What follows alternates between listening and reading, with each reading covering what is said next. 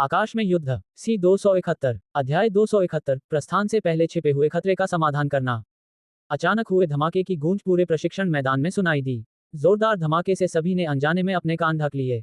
काफी देर बाद धड़कनों में थोड़ी घबराहट लिए उन्होंने एक दूसरे की ओर देखा और फिर धूल से ढके प्रशिक्षण मैदान की ओर देखने लगे। प्रशिक्षण मैदान में जियाओ यान ने धीरे धीरे अपनी तेज सांसों को शांत किया।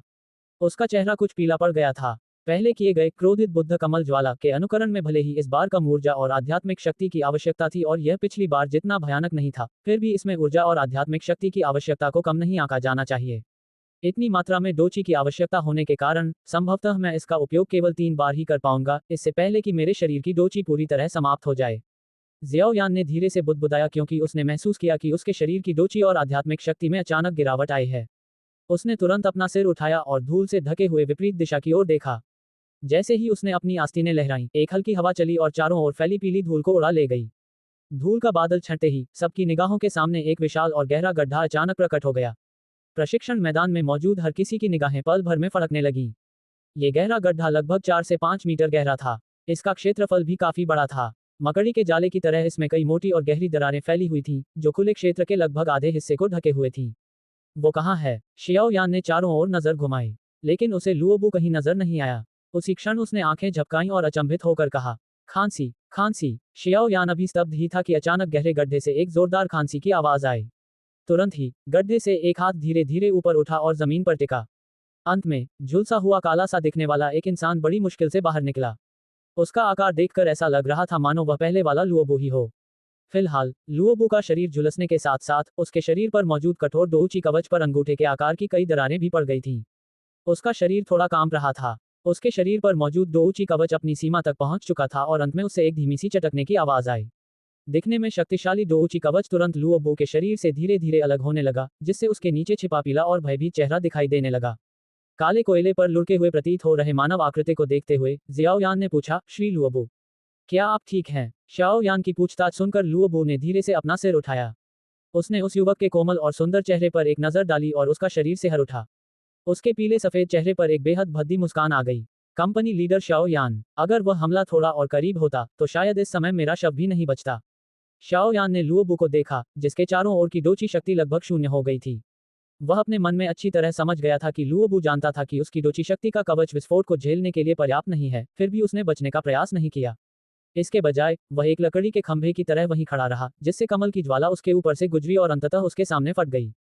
ये क्रिया, जो कुछ हद तक मूर्खतापूर्ण प्रतीत होती थी, निस्संदेह उसे एक अत्यंत तीव्र विस्फोट का सामना करने के लिए मजबूर कर देगी। इसलिए भले ही शाओ यान की शक्ति केवल एक छठे स्तर की डोशी थी, फिर भी लुओबू, जो एक चौथे स्तर का डोशी था, विस्फोट से गंभीर रूप से घायल हो गया और उसकी लड़ने की क्षमता समाप्त हो गई। तिरछी नजर से देखते हुए शियाओ यान ने देखा कि लुओबू के हाथ से चमकीला लाल खून बह रहा था। शियाओ यान की आंखों में धीरे धीरे कोमलता आ गई। वह धीरे से आगे बढ़ा और लुओबू के कंधों पर थपथपाते हुए मुस्कुराते हुए बोला, मुझे माफ करना। ये पहली बार था जब मैंने इस चीज में बदलाव किया था, इसलिए मैं इसकी शक्ति को नियंत्रित नहीं कर पाया। हाँ, कोई बात नहीं। कुछ दिनों के आराम के बाद सब ठीक हो जाएगा। 10 वर्षों से अधिक समय तक भाड़े के सैनिकों की एक कंपनी के नेता रहे लुओबू, शियाओ यान द्वारा प्रदर्शित कोमलता को महसूस करते हुए अत्यंत संवेदनशील हो गए। तुरंत ही उनके हृदय में हल्की सी खुशी और उत्साह जागृत हुआ। वे जानते थे कि जब से रेत भाड़े के सैनिकों की कंपनी ने पिछली बार रेगिस्तान धातु भाड़े के सैनिकों की कंपनी को लगभग नष्ट कर दिया था, तब से इस मित्रवत दिखने वाले युवक के हृदय में उनके प्रति कुछ शत्रुता और यहां तक कि जान से मारने की भावना भी थी।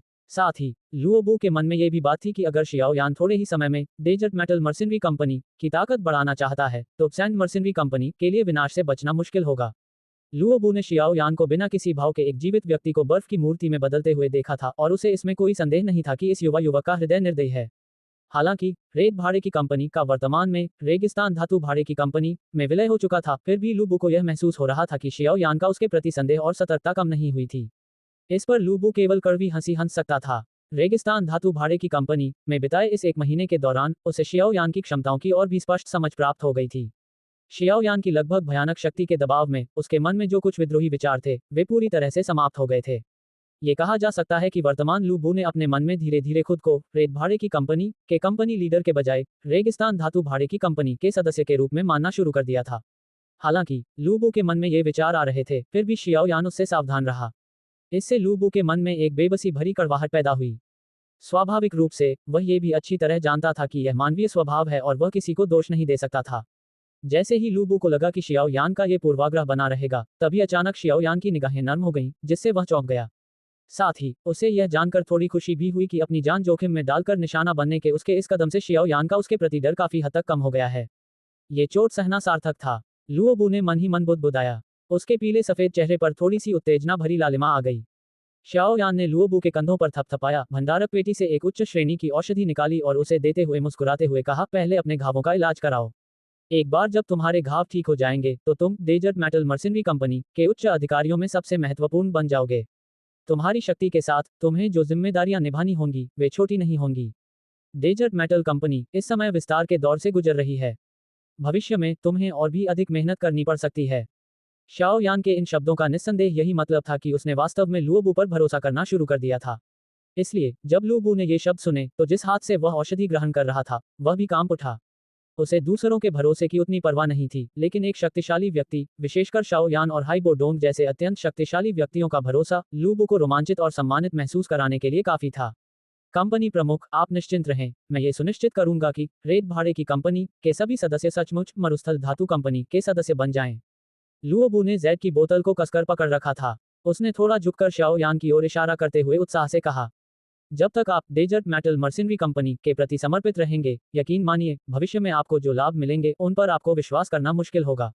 उत्साहपूर्वक अपनी वफादारी जता रहे लुओबू को देखते हुए शियाओ यान मुस्कुराए और गंभीर स्वर में बोली।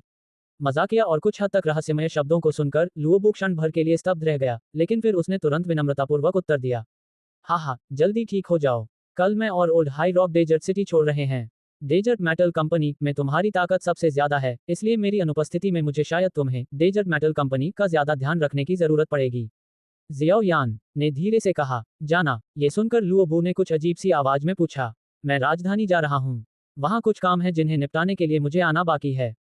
शियाओ यान ने लापरवाही से मुस्कुराते हुए एक बार फिर लुओबू के कंधों पर थपथपाया। तुरंत ही वह मुड़ा और धीरे धीरे प्रशिक्षण मैदान से बाहर निकल गया। काले कपड़े पहने युवक की स्थिर पीठ को देखते हुए लुओबू ने कुछ खांसा। उसने अपने उत्तेजित मन को शांत किया और फिर भारी स्वर में सिर हिलाया।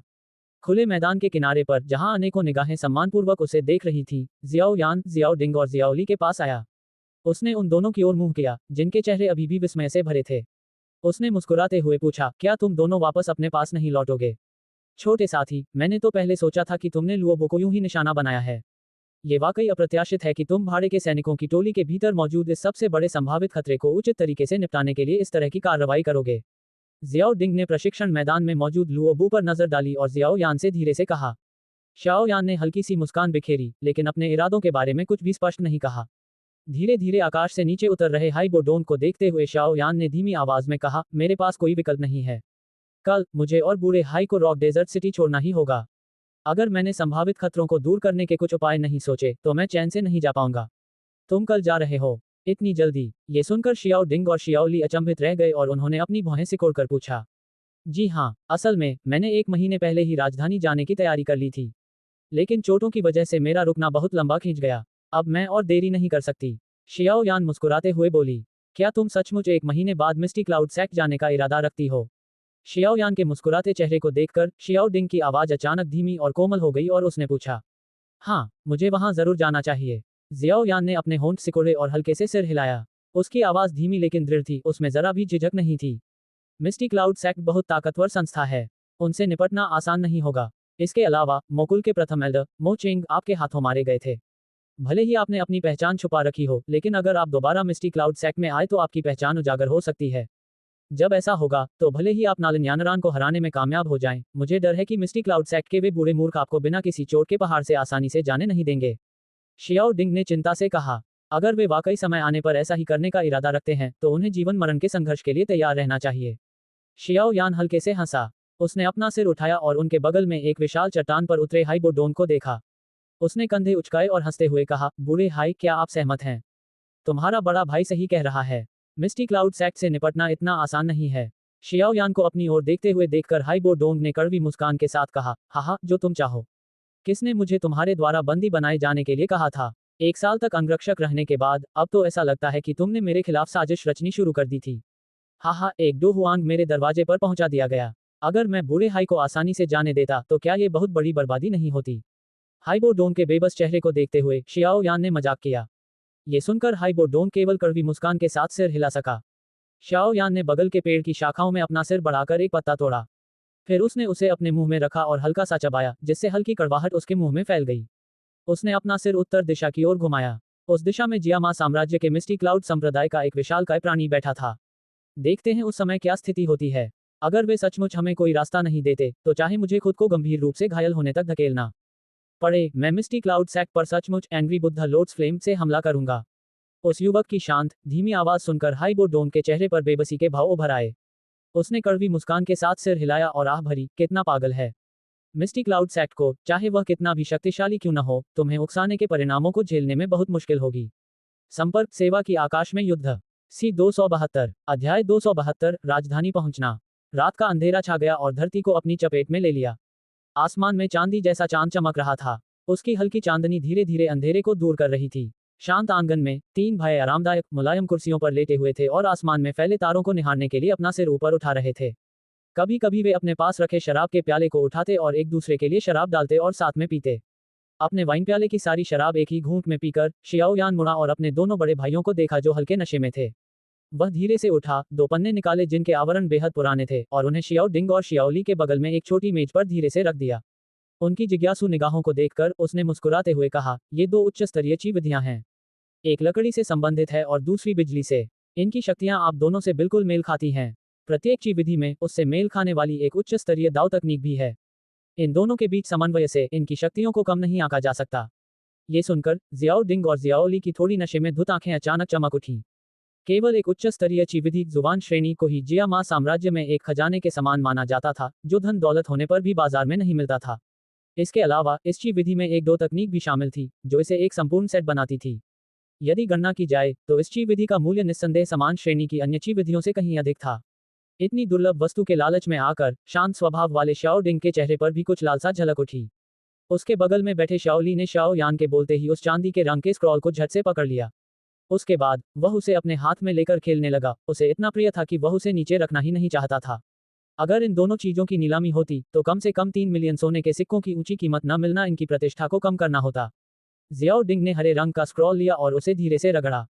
इसकी बेहद आरामदायक और लचीली बनावट ने जियाओ डिंग को, जो अक्सर जादुई जानवरों के संपर्क में आता था, ये समझने में मदद की कि यह स्क्रॉल चौथे दर्जे के जादुई जानवर की खाल से बना है। उस क्षण वह आश्चर्य से बोले बिना नहीं रह सका। शाओ यान मुस्कुराया और सिर हिलाया। उसने 2 जुबान श्रेणी की उच्च स्तरीय चीविधियां निकाली थीं, जिनमें से प्रत्येक एक संबंधित दाव तकनीक के साथ एक सेट बनाती थी। जियामा साम्राज्य में संभवतः 10 से अधिक शक्तिशाली या शक्तिशाली लोग नहीं थे जो इस तरह से चीविधियों का प्रयोग कर सकते थे। यदि याओ लाओ का विशाल भंडार न होता, तो शाओ यान भी उन्हें निकालने में सक्षम न होता। पिछली बार मैंने ये चीविधियां आपको देने की योजना बनाई थी, लेकिन जल्दबाजी में निकलने के कारण मैं भूल गया था। शियाओ यान मुस्कुराते हुए बोला। नागमानव जाति के क्षेत्र में जाने से पहले शियाओ यान ने याओ लाओ से ये 2 चीविधियां ले ली थीं। लेकिन यात्रा का समय बहुत कम होने के कारण शियाओ यान को अब जाकर इस बात की याद आई। यद्यपि ये चीविधियां अत्यंत दुर्लभ हैं, फिर भी हम दिखावटी इनकार नहीं करेंगे क्योंकि इन्हें आपने ही निकाला है। अन्यथा इससे आपको ठेस पहुंच सकती है और आप दुखी हो सकते हैं। शियाओ डिंग, जो शियाओ यान के स्वभाव से भलीभांति परिचित था, कुछ देर तक सोचता रहा। अंत में उसने शियाओ यान के कुछ हद तक उदार उपहारों को अस्वीकार नहीं किया। इसके बजाय उसने मुस्कुराते हुए सिर हिलाया और बिना कोई औपचारिक शब्द कहे उस स्क्रॉल को सावधानीपूर्वक अपने सीने में रख लिया। जब शियाओ डिंग और शियाओली ने अपनी चीविधियों को ठीक से ग्रहण कर लिया, तो शियाओ यान ने हल्की सी मुस्कान बिखेरी। उसने तारों से भरे आकाश को निहारते हुए धीरे से कहा, सब कुछ ठीक से व्यवस्थित हो चुका है। कल मैं निश्चिंत होकर जा सकता हूँ। शाओ डिंग ने हल्के से सिर हिलाया और बगल में खड़े शाओ यान से मुस्कुराते हुए कहा, छोटे भाई, बड़े भाई और छोटे भाई 1 महीने के भीतर उस दिन का यहाँ इंतजार करेंगे जब तुम्हारा नाम पूरे जियामा साम्राज्य में गूंज उठेगा। शुभकामनाएं। अचानक साहसी हो चुके शियाओ डिंग को देखकर शियाओ यान के दिल में एक गर्माहट उमड़ आई। उसने शराब का प्याला उठाया और एक ही बार में पूरा पी गया। वह शियाओ डिंग के शब्दों का अर्थ स्पष्ट रूप से समझ गया था। यदि वह वास्तव में नालन यानरान को हराकर मिस्टी क्लाउड संप्रदाय से सफलतापूर्वक निकल जाता, तो शियाओ यान का नाम रातों रात जियामा साम्राज्य में प्रसिद्धि प्राप्त कर लेता। बेशक शियाओ यान जी, अगर तुम मिस्टी क्लाउड सैक्ट नहीं छोड़ते, तो मैं और तुम्हारा बड़ा भाई तुरंत तुम्हारा बदला नहीं लेंगे। हम चुपके से, दांत पीसते हुए, जबरदस्ती सहन करेंगे। हम तब तक इंतजार करेंगे जब तक हम मिस्टी क्लाउड सैक्ट को ऐसा घाव न दे दें जिससे उसे अंदर तक दर्द महसूस हो, फिर हम उस पर बेरहमी से हमला करेंगे। हम तब तक काटेंगे जब तक उसकी हड्डियां न टूट जाएं। शियाओ ली ने शियाओ यान के कंधों पर थपथपाया। हालांकि उसके मुस्कुराते चेहरे से एक ऐसी खौफनाक क्रूरता झलक रही थी जो लोगों के दिलों में सिहरन पैदा कर देती। रेगिस्तान में अपने नुकीले दांत और पंजे लहराते हुए खूंखार जानवर डरावने नहीं थे। असली डर तो उन जहरीले सांपों का था जो चुपचाप पीली रेत के नीचे छिपे रहते थे। वे आसानी से अपने दांत नहीं दिखाते थे, लेकिन मौका मिलते ही पीली रेत से एक घातक हमला झट से निकल आता था। शाओ कुल के 3 भाइयों में से शाओ डिंग शांत, बुद्धिमान और दूरदर्शी था। शाओ ली शातिर और क्रूर था, जबकि शाओ यान रहस्यमय और अप्रत्याशित था। तीनों के चरित्र अलग अलग थे, लेकिन वे अपने विरोधियों को बेचैन करने और उनके दिलों में डर पैदा करने में सक्षम थे। गंभीर दिखने वाले शियाओ ली को देखकर शियाओ यान के दिल में एक गर्माहट सी दौड़ गई। उसने हल्के से सिर हिलाया और एक बार फिर गले में जलन पैदा करने वाली तेज शराब का पूरा प्याला पी लिया। तीनों ने एक दूसरे को देखकर जोर से हंस दिया। अगले दिन सुबह जियाओ यान और हाई बो डोंग ने डेजर्ट मेटल मर्सिनरी कंपनी से निकलते समय किसी को आगाह नहीं किया। ऐसा लग रहा था मानो वे हर बार चुपचाप ही निकल रहे हों। नीले आकाश में दो बहती हुई रोशनी अचानक दूर से तेज हवा के साथ करीब आती हुई दिखाई दी। एक क्षण बाद वे आकाश के किनारे पर प्रकट हुईं और अंत में जमीन पर खड़े राहगीरों के ईर्ष्या से भरे चेहरों को पीछे छोड़ गईं। शाओ यान, अगर हम सीधे राजधानी के लिए उड़ान भरें तो क्या हमारी बहुत सारी परेशानियां नहीं बच जाएंगी? तुम उड़ने वाले राक्षस का इस्तेमाल करने के लिए तांगे शहर क्यों जाना चाहती हो? उनकी गति हमारी उड़ने की गति से बहुत धीमी है। हाइबो डोंग ने अपनी पीठ पर लगे ठंडे बर्फीले पंखों को फड़फड़ाया, तेजी से गुजरते हुए नजारे पर एक नजर डाली और फिर मुड़ गया। उसकी दावची में थोड़ी असंतुष्टि झलक रही थी, जो शाओ यान के कानों तक पहुंची। हाइबो डोंग की ये बातें सुनकर शियाओ यान, जो अपनी पूरी ताकत लगाकर यात्रा को तेजी से आगे बढ़ा रहा था, मन ही मन कड़वी हंसी हंसा और सिर हिलाया। उसने चुपचाप सोचा, यहाँ से राजधानी तक का सफर कुछ हजार किलोमीटर का है। पहले अगर मुझे याओ लाओ की ताकत का सहारा मिलता तो मैं इसे आसानी से तय कर लेता, लेकिन याओ लाओ अभी गहरी नींद में है। सिर्फ अपनी 6 सितारा डोशी की ताकत से मैं बिना आराम किए इसे कैसे तय कर पाऊंगा? जब वो समय आएगा तो अगर मैं लापरवाह रहा तो दूसरे मेरी असलियत जान जाएंगे। हालांकि मन ही मन उसने ऐसा सोचा था, लेकिन शियाओ यान स्वाभाविक रूप से इस तरह जवाब नहीं देता। शियाओ यान की पीठ पर लगे बैंगनी बादल के पंख फड़फड़ाए और उसकी गति थोड़ी धीमी हो गई। उसने मुस्कुराते हुए कहा, हाँ, बात यह है कि मैं उड़ने वाले जानवर पर सवार होकर समय यात्रा का उपयोग स्वर्गीय ज्वाला का अध्ययन करने के लिए करना चाहता हूँ। और हाँ, क्या आप आध्यात्मिक पुनर्प्राप्ति बैंगनी गोली के औषधीय अवयवों की खोज करने की योजना बना रहे हैं? हम कुछ बड़े शहरों में रुक सकते हैं, वहां हमें उनके मिलने की संभावना थोड़ी अधिक है। ये सुनकर हाइबो डोंग का चेहरा आखिरकार थोड़ा शांत हुआ। उसने बेबसी से सिर हिलाया। उन दुर्लभ औषधीय सामग्रियों को याद करके, जिनके नाम उसने कभी सुने भी नहीं थे, वह उड़ने वाले जानवरों को ले जाने के फैसले का विरोध नहीं कर सका। जब उसने देखा कि हाइबो डोंग ने जिद करना बंद कर दिया है, तो शियाओ यान ने मन ही मन राहत की सांस ली। उसकी पीठ पर लगे बैंगनी बादल के पंख अचानक फड़फड़ाए और उसकी उड़ने की गति तेजी से बढ़ गई। उसका शरीर एक बहती हुई रोशनी में बदल गया और क्षितिज में विलीन हो गया। सुबह से ही वे तेजी से यात्रा कर रहे थे। दोपहर होते ही उन्हें तागेर शहर की धुंधली सी रूपरेखा दिखाई दी। शहर के बाहर उतरते ही वे हवा के झोंके की तरह शहर की ओर तेजी से बढ़ पड़े। वर्तमान में शाओ यान ने एक बार फिर द्वितीय श्रेणी के रसायनज्ञ का वस्त्र पहन लिया था। हालांकि उसकी पीठ पर लटका हुआ विशाल काला रूलर, जो लगभग उसकी ऊंचाई तक था, उसे कुछ अजीब रूप दे रहा था। फिर भी शहर की रक्षा कर रहे सैनिकों में एक रसायनज्ञ को पूछताछ के लिए रोकने का साहस नहीं था। इसलिए वे दोनों बिना किसी बाधा के उस विशाल प्रतीत होने वाले शहर में सफलतापूर्वक प्रवेश कर गए। शहर में प्रवेश करने के बाद जियाओ यान और हाइबो डोंग सबसे पहले उन दवा की दुकानों पर गए जो देखने में काफी बड़ी लग रही थीं, और उन्होंने एक एक करके उनकी तलाशी ली। स्वाभाविक रूप से हाइबो डोंग का इरादा आध्यात्मिक शक्ति प्राप्ति की बैंगनी गोली बनाने के लिए आवश्यक औषधीय सामग्री ढूंढना था। दूसरी ओर जियाओ यान चुपके से ये देख रही थी कि क्या कोई ऐसी औषधीय सामग्री है जिसमें आध्यात्मिक शक्ति को तेजी से बहाल करने का अनूठा गुण हो। टैगर शहर में कई औषधीय दुकानें होने के बावजूद शियाओ यान और हाइबो डोंग को जिन औषधीय सामग्रियों की आवश्यकता थी, वे अत्यंत दुर्लभ थीं। इसलिए वे दोनों बड़ी उम्मीदों के साथ दुकान में गए, लेकिन निराशा के साथ लौटे। शहर की आखिरी दवा की दुकान से बाहर निकलने के बाद हार न मानने वाले उन दोनों ने शहर के नीलामी घर की ओर रुख किया। दुर्भाग्य से उन्हें वहां भी कुछ नहीं मिला। सड़क पर खड़े होकर वे दोनों एक दूसरे के सामने खड़े हो गए और बेबसी से आह भरी। उनके पास अपनी खोज छोड़ने और शहर के केंद्र में स्थित फ्लाइंग ट्रांसपोर्टेशन कंपनी की ओर तेजी से बढ़ने के अलावा कोई चारा नहीं था। शाओ यान के रसायन शास्त्री होने के कारण वे दोनों उम्मीद के मुताबिक सफलतापूर्वक रसायन शास्त्रियों के लिए बने एक आलीशान उड़ने वाले जादुई यंत्र पर सवार हो गए। इसके बाद उन्होंने कई दिन अनंत आकाश में यात्रा करते हुए बिताए। शाओ यान ने अपने पैर मोड़े और अभ्यास में जुट गया, धीरे धीरे और चुपचाप अपने गंतव्य तक पहुंचने का इंतजार करने लगा। यात्रा के दौरान जियाओ यान का अपने साथ यात्रा कर रहे कुछ रसायन शास्त्रियों से कोई संपर्क नहीं हुआ। हालांकि जब भी वे कभी कभार एक दूसरे को देखते, जियाओ यान के मन में एक अजीब सी अनुभूति होती। इसका कारण यह था कि उनके रूप रंग को देखकर यह स्पष्ट हो गया था कि राजधानी की ओर हड़बड़ी में भाग रहे इन रसायन शास्त्रियों में से कुछ वास्तव में जियामा साम्राज्य के नागरिक नहीं थे। बेशक जब जियाओ यान दूसरे देशों के इन रसायन शास्त्रियों को देखकर आश्चर्यचकित हो रहा था, तो उन रसायन शास्त्रियों के चेहरे भी उसकी शक्ल और सीने पर लगे रसायन शास्त्री स्तर के बैच को देखकर दंग रह गए। स्पष्ट रूप से जियाओ यान की उम्र और उसका रसायन शास्त्री स्तर उनके लिए एक बड़ा झटका था। पिछली बार इस तरह की उड़ान के अप्रिय अनुभव के कारण जियाओ यान ने उड़ने वाले यंत्र पर सवार लोगों से बातचीत करने से परहेज किया। इसलिए जब उसने देखा कि वे रसायन शास्त्री आपस में बातचीत कर रहे हैं और माहौल खुशनुमा है, तब भी वह आगे बढ़कर उनसे बातचीत नहीं की।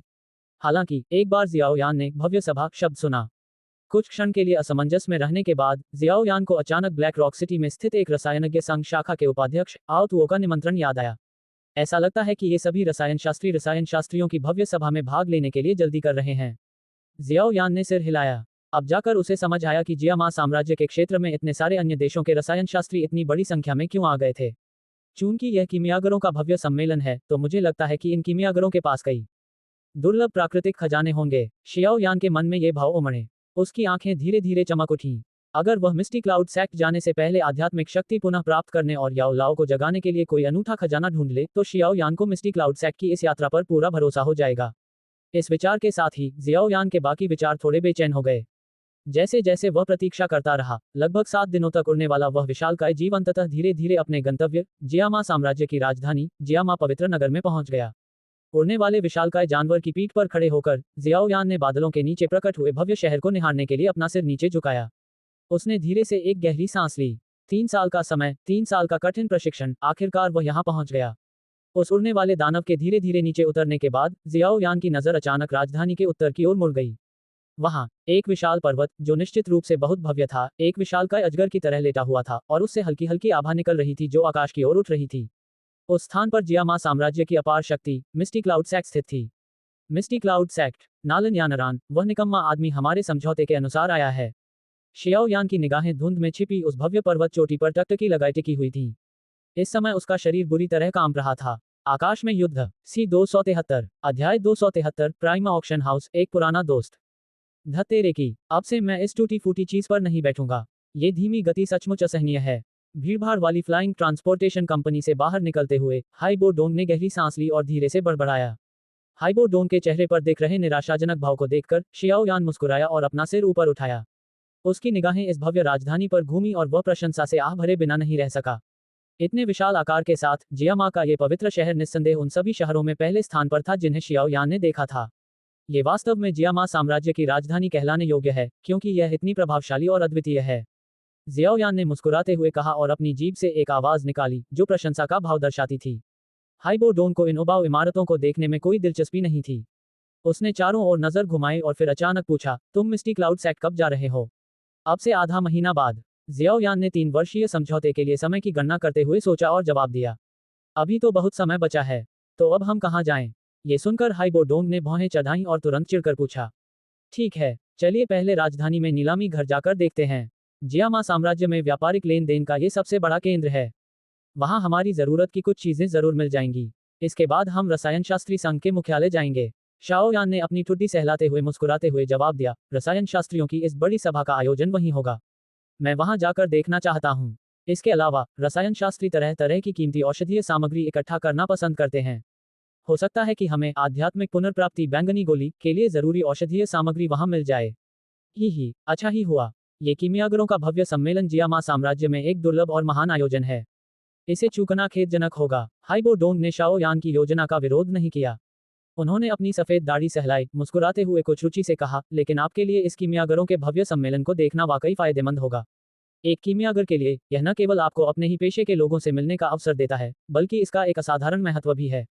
यदि कोई वहां अपनी प्रतिभा का प्रदर्शन कर पाता है, तो उसका भविष्य वाकई उज्जवल होगा। कीमियागरों की हर बड़ी सभा कई शक्तिशाली शक्तियों का ध्यान आकर्षित करती है। जिन कीमियागरों के पास शुद्धिकरण का अच्छा कौशल होता है, वे इन शक्तियों के लिए आसानी से उपलब्ध हो जाते हैं। धिक्कार है, इन कीमियागरों के साथ जिस तरह का व्यवहार होता है, उसे देखकर लोग इतने ईर्ष्यालु हो जाते हैं कि उनका मन हत्या करने को भी करता है। हाइबो डोंग की कुछ अतिशयोक्तिपूर्ण बातें सुनकर शियाओ यान मुस्कुराया, लेकिन उसने अपना सिर थोड़ा हिलाया। उसने कहा, कीमियागर एक विशेष पेशा है जिस पर बहुत से लोग ध्यान देते हैं और हर जगह उसे पाने की कोशिश करते हैं। हालांकि इन विशाल शक्तियों के प्रभाव में आने से किसी को काफी अच्छा व्यवहार मिल सकता है, लेकिन ये किसी की स्वतंत्रता को कुछ हद तक सीमित कर देता है और वास्तव में उतना फायदेमंद नहीं है। क्या ये सार्थक नहीं है? ये कैसे हो सकता है? आपको पता होना चाहिए कि गूहे कौन है। शियाओ यान की बातें सुनकर हाइबो डोंग ने अपनी आंखें घुमाई, होंठ सिकुड़े और कहा, दवाओं का बादशाह गूहे। जियामा साम्राज्य में शायद ही कोई ऐसा हो जो उसे न जानता हो। जियाओ यान ने कंधे उचकाते हुए हल्की सी हंसी हंसी। वह न सिर्फ उसे जानता था बल्कि वे एक दूसरे के खिलाफ लड़ भी चुके थे। 2 सत्र पहले हुए रसायन शास्त्रियों के महान सम्मेलन में वह सबसे प्रतिभाशाली व्यक्ति थे। उससे पहले गुहे का नाम बहुत कम लोग जानते थे। महान सम्मेलन में अपनी प्रतिभा का प्रदर्शन करने के बाद मिस्टी क्लाउड संप्रदाय के पूर्व नेता की नजर उन पर पड़ी। इसके बाद उन्हें मिस्टी क्लाउड संप्रदाय का वरिष्ठ सदस्य बनने का निमंत्रण मिला। उस समय गुहे केवल चौथे स्तर के रसायन शास्त्री थे, लेकिन इन कुछ वर्षों में मिस्टी क्लाउड संप्रदाय की अपार संपत्ति के समर्थन से उनकी शोधन क्षमता 2 स्तर ऊपर उठ गई है। इसके अलावा उनकी प्रतिष्ठा भी पहले बहुत प्रसिद्ध न होने से बदलकर आज के उस महान रसायन शास्त्री के रूप में स्थापित हो गई है जिसका सभी सम्मान करते हैं। हाइबो डोंग हंसे, इसलिए यदि मिस्टी क्लाउड संप्रदाय का योगदान न होता तो उन्हें वर्तमान मुकाम तक पहुंचने में कम से कम 20 साल और लग जाते। शाओ यान की भौहें कुछ हैरानी से तन गईं। उसे उम्मीद नहीं थी कि गुहे इस तरह सामने आएगा। कीमियागर बनना वाकई एक दुर्लभ पेशा है। हालांकि यह एक ऐसा पेशा भी है जिसमें बहुत पैसा खर्च होता है। हालांकि किसी की शोधन क्षमता प्रतिभा पर बहुत हद तक निर्भर करती है, लेकिन अगर किसी के पास औषधीय सामग्रियों की कभी न खत्म होने वाली आपूर्ति न हो तो चाहे उसकी प्रतिभा कितनी भी महान क्यों न हो, अपनी शोधन क्षमता और स्तर को तेजी से बढ़ाना बेहद मुश्किल होगा। लेकिन अगर उसके पीछे कोई ऐसी ताकत हो जो उसे औषधीय सामग्रियों की अंतहीन आपूर्ति प्रदान कर सके, तो वह निश्चिंत रह सकता है और औषधीय सामग्रियों की खोज में इधर उधर भागने में लगने वाला समय बचा सकता है। ऐसी एकाग्रता के साथ जो उपलब्धि हासिल की जा सकती है, वह स्वाभाविक रूप से उन स्वतंत्र कीमियागरों की तुलना में कहीं अधिक समृद्ध होगी। इसलिए कई कीमियागर ऐसे वित्तीय समर्थकों की तलाश में हैं जो उन्हें इस कीमियागरों की भव्य सभा में पैसा लुटाने की अनुमति दें। जैसे ही वे दोनों धीरे धीरे उस सड़क पर चल रहे थे जहां लोग आ जा रहे थे, हाइबो डोंग ने आलसे से अपने हाथ आस्तीनों में डाले हुए बात की। शायद यही बात हो, लेकिन मुझे इस तरह की चीजों में जरा भी दिलचस्पी नहीं है। जियाओ यान ने कंधे उचका दिए। याओ लाओ जैसे बेहद अनुभवी गुरु के मार्गदर्शन में जियाओ यान के भटकने की संभावना बहुत कम थी। इसीलिए वह मात्र 3 साल पहले औषधीय पौधों से अनभिज्ञ एक युवक से द्वितीय स्तर का रसायनज्ञ बन गया था। इसी कारण वह ये भी नहीं समझ पा रहा था कि साधारण रसायनज्ञों के लिए अपनी क्षमता को इतनी तेजी से बढ़ाना कितना मुश्किल होता है। आखिरकार हर कोई उसकी तरह भाग्यशाली नहीं होता। बेशक आपकी शोधन क्षमता को देखते हुए मिस्टी क्लाउड सैक समेत पूरे जियामा साम्राज्य में कोई भी आपको काम पर रखने के योग्य नहीं है। हाइबो डोंग ने सिर हिलाया और हंस पड़ा। जियामा साम्राज्य की बात छोड़िए, एक उच्च कोटि का रसायनज्ञ जो 6ठे स्तर की औषधीय गोली बना सकता है, वह डोउची महाद्वीप में भी बहुत अच्छा प्रदर्शन करेगा। शाओ यान ने हल्की सी मुस्कान दी, लेकिन सीधे जवाब नहीं दिया। याओ लाओ के पहलू को छोड़ दे तो उसका अपना स्तर मात्र द्वितीय श्रेणी के रसायनज्ञ का था। बेशक रेगिस्तान में 1 साल के कठिन प्रशिक्षण के बाद ग्रीन लोड स्कोर फ्लेम से युक्त शाओ यान को पूरा भरोसा था कि उसकी शोधन क्षमता तृतीय श्रेणी के रसायनज्ञ से कम नहीं होगी। हालांकि वह ये भी जानता था कि एक सच्चे तृतीय श्रेणी के रसायनज्ञ को भी हाइबो डोंग जैसे डो हुआन के प्रति बहुत कम आकर्षण होगा। हाइबो डोंग के शियाओ यान के आसपास रहने और स्वेच्छा से अंगरक्षक बनने के लिए अपनी स्थिति नीची करने का एकमात्र कारण ये था कि उसे लगता था कि शियाओ यान 6ठे स्तर की औषधीय गोली बना सकता है। इसलिए उसने कठोर हृदय से मिस्टी क्लाउड सेक्ट में शियाओ यान की सुरक्षा करने के लिए सहमति दी। अगर भविष्य में हाइबो डोंग को सच्चाई पता चल जाए और याओ लाओ अभी तक न जागे तो उसके गुस्से में चले जाने में कोई बड़ी समस्या नहीं होगी। अगर वह बात को ज्यादा गंभीरता से ले तो हो सकता है वह शाओ यान को रहस्यमय नक्शे का टुकड़ा लौटाने के लिए मजबूर कर दे। आखिरकार उनका सहयोग आमतौर पर इस शर्त पर आधारित होता था कि दोनों पक्षों की क्षमताएं लगभग एक जैसी हों। शाओ यान एक डोउशी और दूसरे दर्जे का रसायनज्ञ होने के नाते जाहिर तौर पर एक डो हुआन के साथ काम करने के काबिल नहीं था। अरे, लगता है शिक्षक को जगाने का काम जल्दी करना होगा, वरना जब हाइबो डोंग सारी औषधीय सामग्री इकट्ठा कर लेगा तो मैं 5वें स्तर की औषधीय गोली कैसे बना पाऊंगा। शियाओ यान ने मन ही मनाह भरी। उसे अचानक एहसास हुआ कि याओ लाओ के बिना उसकी वर्तमान नाजुक हालत में उसे हर तरफ पाबंदियों का सामना करना पड़ रहा है। आखिरकार शियाओ यान के संपर्क में आए सभी शक्तिशाली लोगों की ताकतें उसकी क्षमता से कहीं अधिक थीं। भला कौन कल्पना कर सकता था कि एक डोशी डोहुआन के क्षेत्र में इतनी निडरता से आगे बढ़ पाएगा। अगर कोई और होता तो एक अजनबी डोहुआन को अपने अंगरक्षक के रूप में साथ रखने की कोशिश करना, जबकि उसके पास केवल डोशी जितनी ही ताकत होती, निस्संदेह एक बेतुका विचार होता। लेकिन याओ लाओ की मदद से शियाओ यान इस कमी को पार करने में कामयाब रहा और इन बेहद ताकतवर लोगों से संपर्क साधने में आगे बढ़ गया। हालांकि इसी वजह से शियाओ यान, जिसकी असली ताकत बहुत ज्यादा नहीं थी, को इन बेहद ताकतवर लोगों का सामना करते समय हमेशा बहुत सावधान रहना पड़ता था। इसके अलावा उसे उनसे निपटते समय जबरदस्ती शांत रहने का दिखावा करना पड़ता था और अपनी भेद्यता उजागर करने वाली जरा सी भी बात कहने की हिम्मत नहीं करनी पड़ती थी। आह शक्ति, अगर मैं डो वांग वर्ग तक पहुंच गया तो मुझे लगता है कि मैं याओ लाओ के नक्शे कदम पर चल पाऊंगा। जब वो समय आएगा तो मुझे दूसरों की शक्ति का शोषण करने की जरूरत नहीं पड़ेगी। शियाओ यान ने कड़वी हंसी हंसते हुए मन ही मन बुदबुदाया। तभी अचानक हाइबो डोंग की हंसती हुई आवाज ने शियाओ यान के विचारों को तोड़ दिया। अरे, हम नीलामी घर पहुंच गए। ये सुनकर शियाओ यान के कदम धीरे धीरे रुक गए। उसने सिर उठाकर गली के अंत में दिखाई देने वाली विशाल इमारत और विशेष चिन्ह को देखा। आश्चर्य उसके चेहरे पर अनायास ही उभर आया। उसने सिर हिलाया और आह भरी, इसे सचमुच प्राइमा कबीले प्राइमा नीलामी घर के मालिक का मुख्यालय कहा जाना चाहिए। इमारत का आकार इतना बड़ा है कि वुतान शहर की शाखा इसकी तुलना में कुछ भी नहीं है। ही प्राइमा कुल जियामा साम्राज्य के 3 बड़े कुलों में से एक है। इसका लंबा इतिहास और मजबूत बुनियाद है। यहाँ तक कि यान शहर का मोकुल भी इनके सामने अचानक अमीर हुआ एक असभ्य कुल है। हाइबो डोंग ने मुस्कुराते हुए कहा। उनके शब्दों में मोकुल के प्रति तिरस्कार झलक रहा था, जो साम्राज्य के उत्तर पूर्वी क्षेत्र पर प्रभुत्व स्थापित करना चाहता था। कुल का सबसे शक्तिशाली व्यक्ति केवल 2 लिंग वर्ग का था। इतनी कम शक्ति के साथ भी वे प्रभुत्व स्थापित करने का व्यर्थ प्रयास करना चाहते थे। उन्होंने अपनी शक्ति को बहुत ज्यादा आंका था। अगर मिस्टी क्लाउड संप्रदाय का समर्थन न होता तो मोकुल को उनके विरोधियों द्वारा चुपके से नष्ट कर दिया गया होता। शाओ यान मुस्कुराया और सिर हिलाया। उसने उस विशाल इमारत को देखा जो किसी अथाह गड्ढे की तरह लोगों की निरंतर भीड़ को निगल रही थी। उसने अपने हाथ धीरे से अपनी आस्तीनों में डाले और सिर घुमाकर हेइबो डोंग से धीरे से कहा, चलो अंदर चलते हैं और इस तथाकथित जियामा साम्राज्य के नंबर 1 नीलामी घर को देखते हैं और पता लगाते हैं कि यह कितना अद्भुत है। उम्मीद है हमें अपनी जरूरत की चीजें मिल जाएंगी। ये शब्द कहते ही शियाओ यान आगे आगे चलने लगा और वे धीरे धीरे नीले पत्थरों से बनी एक चौड़ी सड़क के अंत तक पहुंच गए। उसके पीछे पीछे हाइबो डोंग भी चल रहा था। जैसे जैसे वे धीरे धीरे विशाल प्राइमा ऑक्शन हाउस में प्रवेश करते गए, शियाओ यान के चेहरे पर आश्चर्य और भी गहराता चला गया। उसका शरीर तैरती हुई मछली की तरह लोगों की भीड़ के साथ बहता हुआ आगे बढ़ रहा था। भीड़ के बीच से गुजरते समय शाओ यान के चेहरे पर कोई भाव नहीं था। कभी कभी वह अपनी आस्तीनें लहराता था। एक पतली सी डची तुरंत उसकी कोमल आस्तीनों को ढक लेती और भीड़ में मौजूद किसी आश्चर्यचकित हाथ पर बेरहमी से फेंक देती, जो अजीब तरह से उसके हाथ में मौजूद अंगूठी की ओर बढ़ रहा था। जब भी वह अपनी आस्तीन हिलाता, उन लोगों के हाथों पर अचानक खून जैसा लाल रंग दिखाई देने लगता था। शाओ यान ने उन लोगों को उदासीनता से देखा जो अपने हाथों को थामे हुए थे और दर्द से ठंडी हवा में सांस ले रहे थे।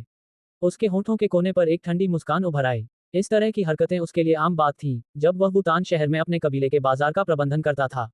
इन मक्खियों पर ध्यान न देते हुए जियाओ यान ने अपने शरीर को हल्का सा हिलाया और आखिरकार भीड़भाड़ वाले दरवाजे से अंदर चला गया। मुख्य द्वार पर तैनात पहरेदारों की चील जैसी तीखी निगाहों के बीच वह शांति से अंदर चला गया। जैसे ही वह नीलामी घर में दाखिल हुआ, उस पर एक हल्की रोशनी पड़ पड़ी। बाहर का शोरगुल मानो उस पल गायब हो गया था। दूरी मात्र कुछ ही मीटर थी, लेकिन ऐसा लग रहा था मानो वे 2 अलग अलग दुनियाओं में हों। शाओ यान ने धीरे धीरे अपने कदम रोक दिए। उसकी निगाहें चारों ओर घूमी। तुरंत ही क्रिस्टल शहर जैसे विशाल हॉल को देखकर उसका मुंह खुला रह गया और उसके चेहरे पर हैरानी के भाव आ गए। हॉल के भीतर हर जगह पूरी तरह से हथियारों से लैस भावहीन गार्ड दिखाई दे रहे थे। इन गार्डों की छाती पर प्राइमा कबीले का बैज लगा हुआ था। स्पष्ट रूप से वे प्राइमा कबीले के सीधे अधीन बल थे। जैसे ही जियाओ यान ने हॉल में प्रवेश किया, उसे महसूस हुआ कि कम से कम 20 तीखी निगाहें उसके शरीर के हर हिस्से पर घूम रही हैं। फिर धीरे धीरे वे तीखी और भयावह निगाहें हट गईं। ये वाकई जियामा साम्राज्य के 3 बड़े कुलों में से एक होने के नाते अपनी गरिमा को दर्शाता है। इस तरह की भव्यता वाकई सस्ती नहीं है। शियाओ यान ने भावुक होकर आह भरी। उसने अपना सिर थोड़ा पीछे घुमाया और हाइबो डोंग को देखा जो भूत की तरह उसके पीछे पीछे चल रहा था। फिर धीरे धीरे हॉल के बीचों बीच चला गया। विशाल हॉल में अनगिनत क्रिस्टल काउंटर लगे हुए थे। काउंटर के एक तरफ लोगों की निरंतर आवाजाही थी। इन काउंटरों पर असंख्य दुर्लभ वस्तुएं रखी थीं। इन वस्तुओं के नीचे टैग लगे थे जिन पर उनकी कीमत लिखी थी। हालांकि इन सभी वस्तुओं की कीमत कम से कम 30,000 सोने के सिक्के थी। इतनी अधिक कीमत देखकर कई लोग खरीदारी करने से हिचक रहे थे। ये बाहरी बिक्री काउंटर हैं। यहाँ बिकने वाली चीजें ज्यादा कीमती नहीं मानी जाती। प्राइमा कबीले के मुख्यालय में नीलामी क्षेत्र को भी चीविधियों की तरह ही तियान, दी, जुबान और हुआंग वर्गों में सख्ती से विभाजित किया गया है। इनमें तियान वर्ग सर्वोच्च है। हालांकि तियान वर्ग का नीलामी क्षेत्र बहुत कम ही खुलता है और कभी कभी तो कुछ वर्षों में एक बार ही खुलता है। लेकिन जब ये खुलता है तो इसका मतलब है कि प्राइमा नीलामी घर में नीलाम होने वाली वस्तु निश्चित रूप से बहुत उच्च श्रेणी की है। उस समय जियामा साम्राज्य के लगभग आधे शक्तिशाली लोग और विभिन्न शक्तियों के नेता वहां उमड़ पड़ते हैं। मुझे याद है कि मैं एक बार वहां गया था। उस समय प्राइमा नीलामी घर में नीलाम होने वाली वस्तु 6ठे दर्जे के अग्नि स्तरीय मगरमच्छ का अंडा प्रतीत होता था। अफवाहों के अनुसार ऐसा कहा जाता था कि यदि वह अग्नि पपड़ी वाला मगरमच्छ सफलतापूर्वक अंडे से बाहर आ जाए तो वह जन्मजात डोहुआंग होगा। इसके अलावा यदि उसका ठीक से पालन पोषण किया जाए तो वह जल्द ही डोहुआंग वर्ग में प्रवेश करने में सक्षम हो जाएगा। ये सुनकर शियाओ यान के चेहरे पर हैरानी के भाव उभर आए। एक बार मगरमच्छ का अंडा फूट जाए तो उसमें डोहुआंग जितनी ताकत होगी। कितना भयानक। जो भी इसे हासिल कर लेगा, क्या वह थोड़े ही समय में जियामा साम्राज्य के 10 शक्तिशाली योद्धाओं में एक नया प्रतिद्वंद्वी नहीं खड़ा कर पाएगा। डी श्रेणी का नीलामी क्षेत्र भी बहुत कम खुलता है। जुबान श्रेणी का क्षेत्र ज्यादा खुला रहता है और हुआंग श्रेणी तो हर दिन खुली रहती है। शियाओ यान के थोड़े हैरान चेहरे को देखकर हाइबो डोंग मुस्कुराया और आगे जानकारी देने लगा। वह पहले इस जगह का नियमित ग्राहक रह चुका था, इसलिए वह यहाँ के नियमों को स्पष्ट और तर्कसंगत तरीके से समझा पा रहा था। ये कुछ हद तक दिलचस्प है। इस तरह के वर्ग विभाजन को देखकर जियाओ यान मुस्कुराए और कुछ रुचि के साथ बोली, अगर आप तियान, दी और जुबान श्रेणी के नीलामी क्षेत्र में प्रवेश करना चाहते हैं तो आपको अपनी संपत्ति का कोई प्रमाण देना होगा। कुछ अपवादों को छोड़कर अगर आप जुबान श्रेणी के नीलामी क्षेत्र में प्रवेश करना चाहते हैं तो आपके पास कम से कम 10 लाख सोने के सिक्के होने चाहिए। उफ, सही कहा, क्या आपके पास इतने पैसे हैं? कुछ याद आने का आभास देते हुए हाइबो डोंग ने अचानक पूछा। मेरे पास तो बस 2-3 लाख ही हैं। जियाओ यान ने अपना चेहरा मलते हुए अजीब सी मुस्कान दी। ऐसा लगता है कि आप केवल हुआंग श्रेणी के नीलामी क्षेत्र में प्रवेश करने के योग्य हैं। हाइबो डोंग ने आंखें घुमाई। उसे उम्मीद थी कि शाओ यान जैसे स्तर के रसायनज्ञ को कम से कम लाखों रुपए लाने की आवश्यकता होगी। हाइबो डोंग की बातों पर शियाओ यान केवल असहाय होकर अपने कंधे उचका सकता था। वह कुछ कहने ही वाला था कि अचानक उसकी नजर हॉल के एक कोने की ओर मुड़ गई। वह जगह प्राइम ऑक्शन हाउस के उच्च अधिकारियों के लिए प्रवेश द्वार थी। कुछ क्षण पहले तक वह जगह बिल्कुल शांत थी। अचानक मची इस हलचल को देखकर ऐसा प्रतीत हुआ कि कोई उच्च पदस्थ और प्रभावशाली व्यक्ति वहां से बाहर निकल रहा है। वहां भीड़ की हलचल को देखते हुए जियाओ यान ने अनिश्चितता से अपनी पलकें झपकाईं। उसने अपना सिर थोड़ा झुकाया और उसकी नजर उन उत्तेजित पुरुषों पर पड़ी जो अचानक कामुक हो उठे नर भेड़ियों की तरह लग रहे थे। इसके बाद उसकी नजर धुंधली सी लाल रंग की एक सुंदर कोमल आकृति पर पड़ी। अपनी निगाहें नीचे झुकाते हुए जियाओ यान ने लाल रंग के लंबे बूटों की एक जोड़ी देखी। बूटों की एड़ी थोड़ी नुकीली थी जिससे साफ और चमकदार नीले पत्थर की सतह पर मधुर क्लिक क्लैक की आवाज गूंज रही थी, मानो कोई सुंदर संगीत की धुन बज रही हो। उसकी नजरें थोड़ी ऊपर उठीं। उसकी नजर में बर्फ जैसी सफेद, लंबी, आकर्षक टांगें दिखाई दी। पैर बुरे नहीं हैं। शियाओ यान ने मन ही मन उनका आकलन किया। हालांकि अपनी मानसिक शक्ति के बल पर वह स्वाभाविक रूप से उस विशाल हॉल में मौजूद कुछ लोगों से थोड़ा बेहतर था जिनके चेहरे लालसा से भरे हुए थे। उसके चेहरे पर अभी भी शांत मुस्कान थी, उसकी निगाहों में थोड़ी प्रशंसा थी। धीरे धीरे अपनी नजरें उठाते हुए उसकी दृष्टि अंततः उस अंतराल से होकर गुजरी और उसने एक मनमोहक और आकर्षक चेहरा देखा। तुरंत ही उसके चेहरे पर धीरे धीरे हैरानी छा गई और उसने धीरे से कहा, वह यहाँ क्यों है? जैसे जैसे कदमों की स्पष्ट आवाज करीब आती गई, भीड़ से घिरी हुई खूबसूरत महिला आखिरकार धीरे धीरे भीड़ से बाहर निकल आई। महिला ने चमकीले लाल रंग की तंग पोशाक पहनी हुई थी। ये खूबसूरत पोशाक बेहद बारीकी से बनाई गई थी, जो महिला के सुंदर शरीर की बनावट को सटीक और परिपूर्ण रूप से उभार रही थी। पोशाक के नीचे उनके बर्फ जैसे सफेद, चमकदार लंबे पैर थे, जिन्हें देखकर लोगों के दिलों में एक तीव्र उत्तेजना जाग उठी। उनकी बेहद पतली कमर, जिसे एक हाथ से गले लगाया जा सकता था, पर चांदी के रंग की बेल्टों का एक गुच्छा था जो उस पतली कमर को और भी आकर्षक बना रहा था। इस महिला के पूरे शरीर से एक मनमोहक आकर्षण निकल रहा था। उसकी लंबी, सुंदर आंखों की निगाहों में आकर कोई भी व्यक्ति अनजाने में ही अपनी जेब में रखे सारे सोने के सिक्के निकालकर कोई महंगी चीज खरीद लेना चाहेगा, जिसकी उसे जरूरत ही नहीं थी। कई पुरुषों के लिए वह एक बेहद खूबसूरत प्राणी थी। ये बिल्ली जैसी दिखने वाली मादा अपने पूरे व्यक्तित्व में एक ऐसा आकर्षण भर लिए हुए थी जिसने कई पुरुषों के दिलों को मोह लिया। भीड़ भाड़ में लाल रंग की खूबसूरत पोशाक पहने एक महिला सुरुचिपूर्ण कदमों से हॉल की ओर बढ़ी। उसकी हल्की सी मुस्कान और सुंदर चेहरे में एक अनकहा अर्थ छिपा था। उसका सुडौल और आकर्षक शरीर पके हुए शहद जैसे आड़ू की तरह था, जिसमें से रस रिस रहा हो, जिससे हॉल में मौजूद कुछ पुरुषों के निचले हिस्से में हल्का सा उभार सा आ गया। देखते ही देखते हॉल में मौजूद कुछ शर्मिंदा लोगों ने अपने पेट को पीछे खींच लिया। उस मनमोहक सुंदरी की लोकप्रियता काफी अधिक प्रतीत होती थी। जब से वह बाहर निकली थी, तब से अब तक लोग लगातार मुस्कुराकर उसका अभिवादन कर रहे थे। शायद इनमें से कुछ अभिवादन उसकी सुंदरता के कारण थे, लेकिन अधिकतर स्पष्ट रूप से उसके रुतबे के प्रति सम्मान के कारण थे। खूबसूरत पोशाक पहने वह महिला बड़े सलीके और शांति से आसपास के ग्राहकों को संभाल रही थी। उसकी दिखावटी, बनावटी मुस्कान उन ऊबे हुए लोगों को चुप करा रही थी जो उस पर जबरदस्ती डोरे डालना चाहते थे। झरने के पानी से सजी उसकी आड़ू जैसी कोमल आंखें मानो हॉल में चारों ओर घूम रही थीं। जैसे ही कोई उस मोहक आकर्षण से भरी आंखों से मिलता, उसका गला अपने आप थोड़ा सिकुड़ जाता। उसकी आंखों की गहराई में एक तीव्र ज्वाला भड़क उठती। ऐसा लगता था मानो घर लौटने पर वे अपनी पत्नियों या नौकरानियों को ही इस मोहक महिला के रूप में कल्पना करते। मनमोहक आड़ू के फूल जैसी सुंदर आंखें धीरे धीरे हॉल में चारों ओर घूमी। जैसे ही नजरें हटने वाली थी, अचानक उनकी निगाहें स्थिर हो गईं। कदमों की आहट भी अचानक रुक गई। उनकी निगाहें कुछ ही दूरी पर स्थित एक क्रिस्टल काउंटर के किनारे पर टिक गईं, जहां काले कपड़े पहने एक युवक अपनी पीठ पर एक भारी काला रूलर लिए खड़ा था। तुरंत ही उन सुंदर आंखों में अविश्वास झलक उठा। विशाल हॉल में सबका ध्यान अपनी ओर खींच रही खूबसूरत पोशाक पहने महिला की हरकत ने निस्संदेह सबका ध्यान अपनी ओर आकर्षित कर लिया। लेकिन जब उन्होंने काले वस्त्र पहने उस नाजुक और आकर्षक युवक को देखा, तो वे भी कुछ हद तक अचंभित रह गए। उस खूबसूरत पोशाक पहने महिला के उस अत्यंत दुर्लभ और विचित्र भाव को देखकर अनजाने में ही उनके मन में उस युवक के प्रति ईर्ष्या की भावना जाग उठी। अपने आसपास से आ रही तीखी निगाहों को अनदेखा करते हुए जियाओ यान ने उस खूबसूरत पोशाक वाली महिला की ओर मुस्कुराया जो उसे खाली निगाहों से देख रही थी। उसकी मुस्कान सौम्य थी और उसकी गहरी पुतलियां 1.5 साल पहले की तरह ही निर्मल थीं। पहले जैसी ही साफ मुस्कान देखकर महिला को आखिरकार यकीन हो गया कि यह नया शाओयान, जो कुछ हद तक परिपक्व लग रहा था, वास्तव में वही बच्चा था जो रहस्यमय होने का नाटक कर रहा था।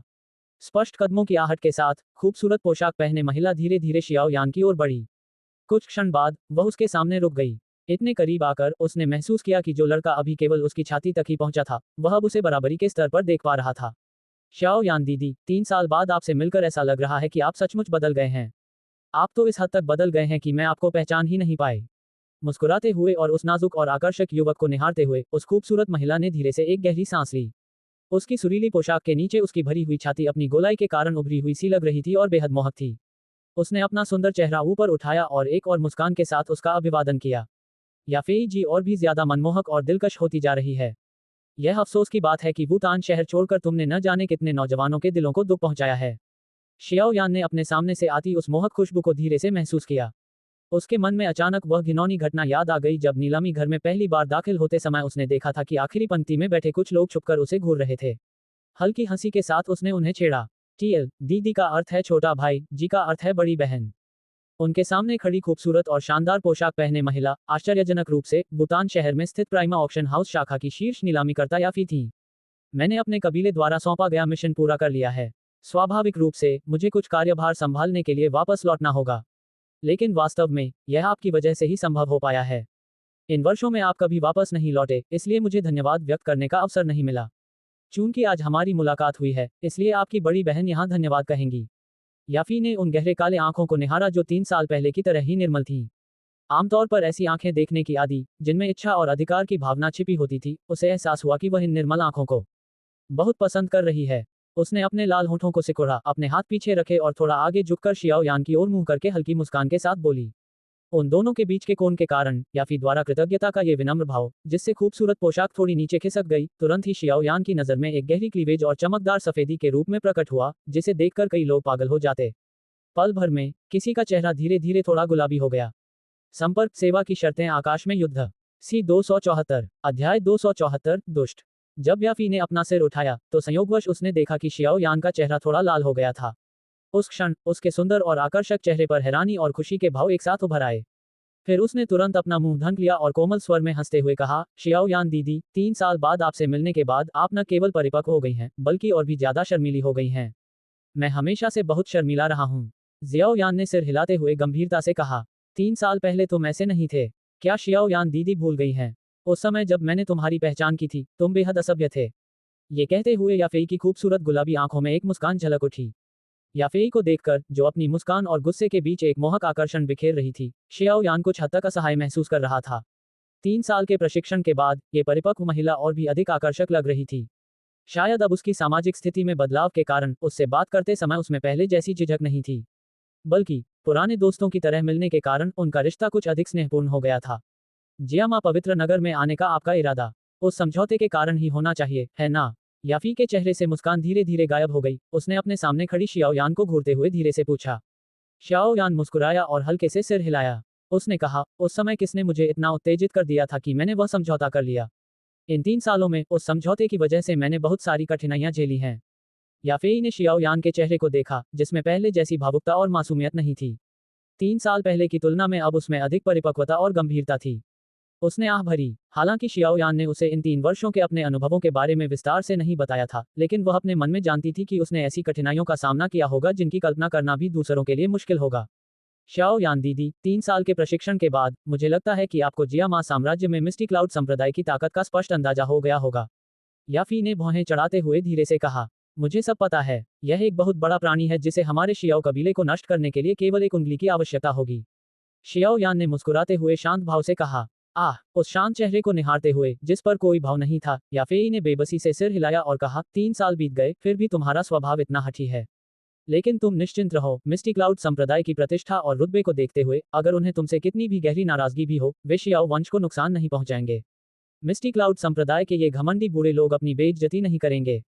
अगर उन्होंने शियाओ कबीले को छूने की हिम्मत की, तो मैं 10 साल के लिए गायब हो जाऊंगा और फिर मिस्टी क्लाउड संप्रदाय के सभी लोगों को मार डालूंगा।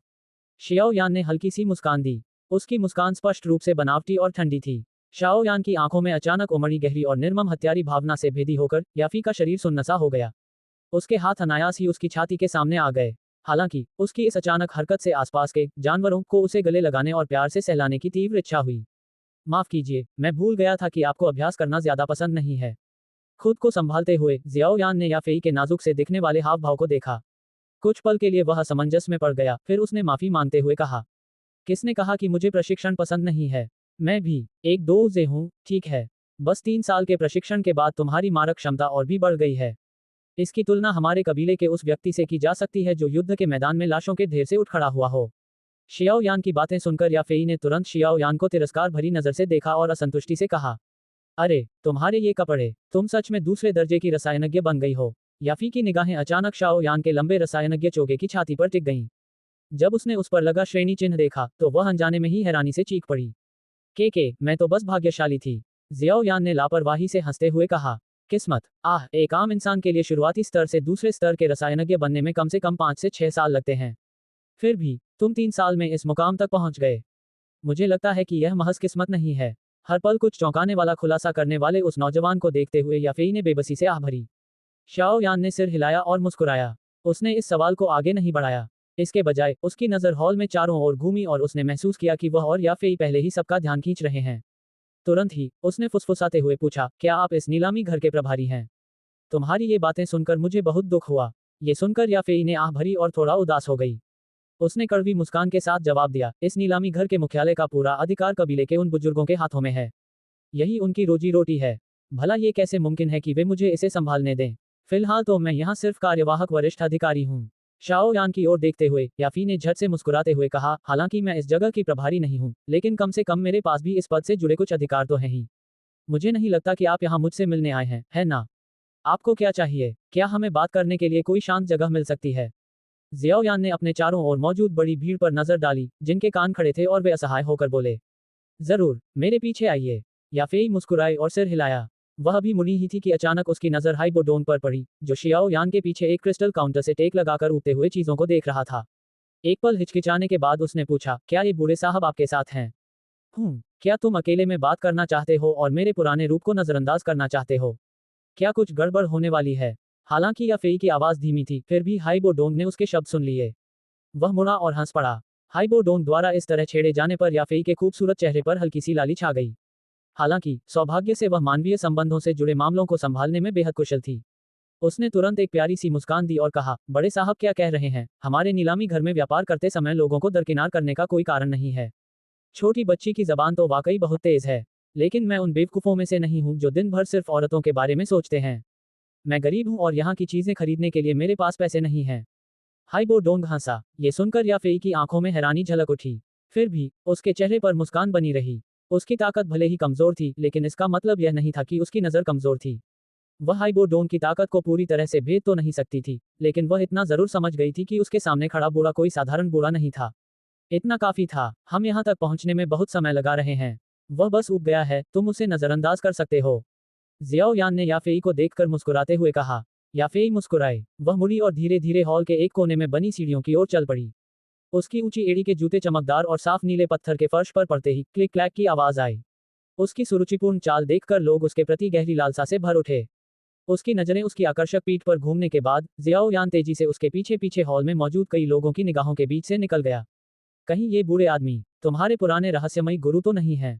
सामने की ओर मुंह करके याफी ने धीरे से पूछा, ताकि कोई उसे देख ना पाए।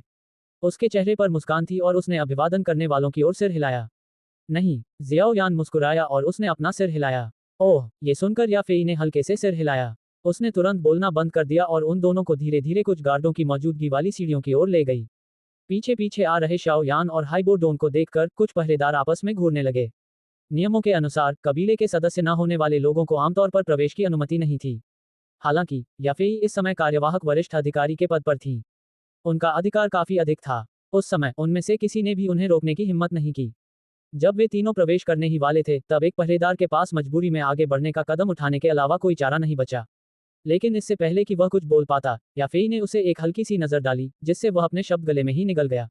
उसने कड़वी मुस्कान के साथ पीछे हट गया। ये मेरे दोस्त हैं, अगर कुछ हुआ तो मैं जिम्मेदारी लूंगी। याफेई ने ये शब्द बेपरवाही से कहे और शाओ यान और हाइबो डोन को लेकर सीढ़ियों से ऊपर चली गई। हालांकि सीढ़ियों के ऊपर पहुंचते ही अचानक कुछ ऐसा हुआ जिससे उसकी भौहें अनजाने में थोड़ी सिकुड़ गईं। कदमों की आहट के बाद सीढ़ियों के घुमावदार कोने पर कुछ लोग धीरे धीरे दिखाई दिए।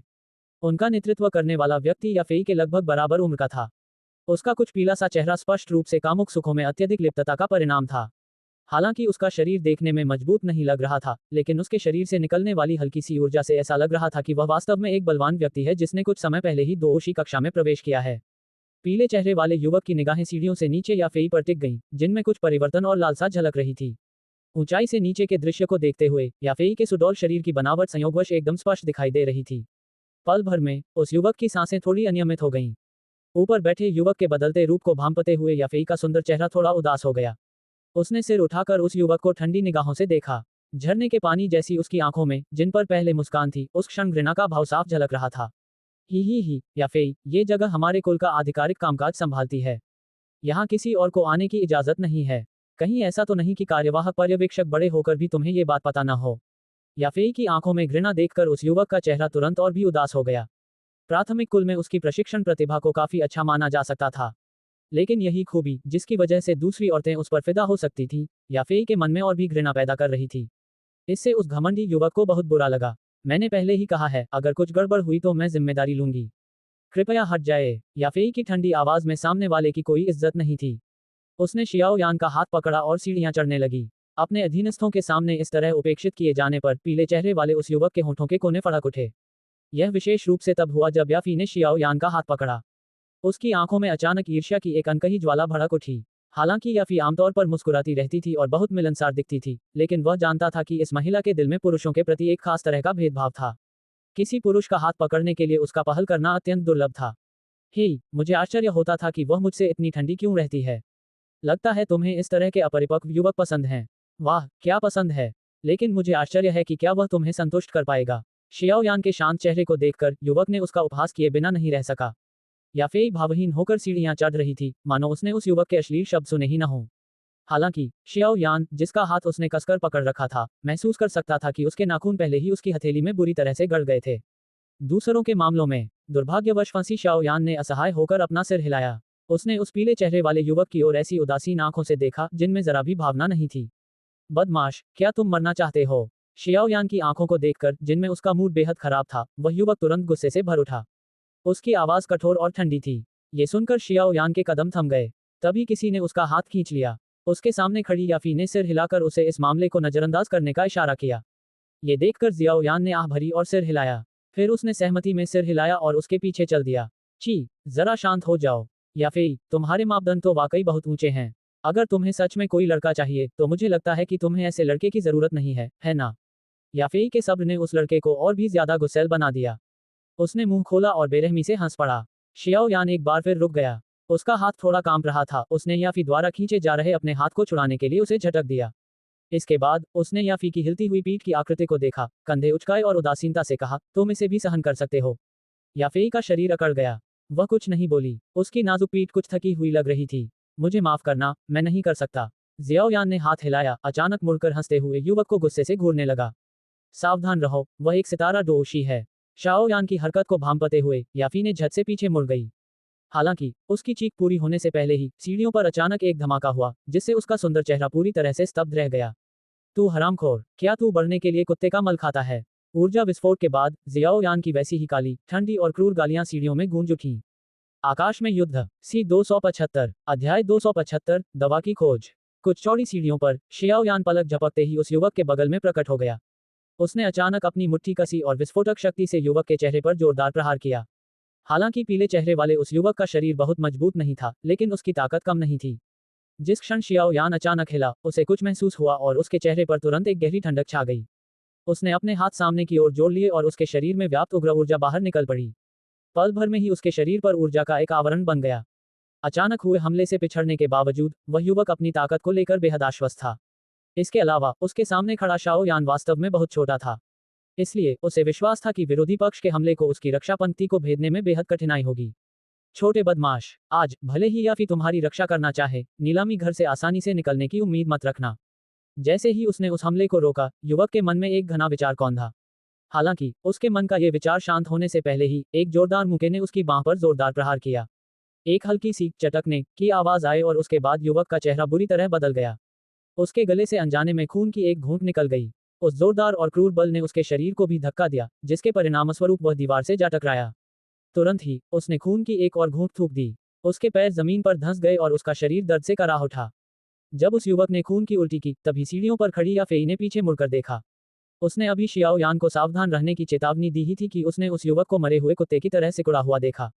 उसका सुंदर चेहरा तुरंत सदमे और अविश्वास से भर गया। इस समय युवक के बगल में खड़े अधीनस्थ अंततः उस क्षणिक घटना से उबर पाए। अपने स्वामी की दयनीय स्थिति को देखकर उनके चेहरे पर पहले तो सदमा ही झलका, फिर वे तुरंत गुस्से में शियाओ यान को घेर लिया। मैं तुम सबको पीछे हटने का आदेश देती हूँ। कुछ पहरेदारों की हरकत देखकर सीढ़ियों पर खड़ी याफेई का सब्र टूट गया और वह भड़क उठी। उसकी बादामी आंखों में क्रोध झलक रहा था और वह जोर से चिल्लाए। याफी की चीख सुनकर वे कुछ पहरेदार एक पल के लिए झिझक गए।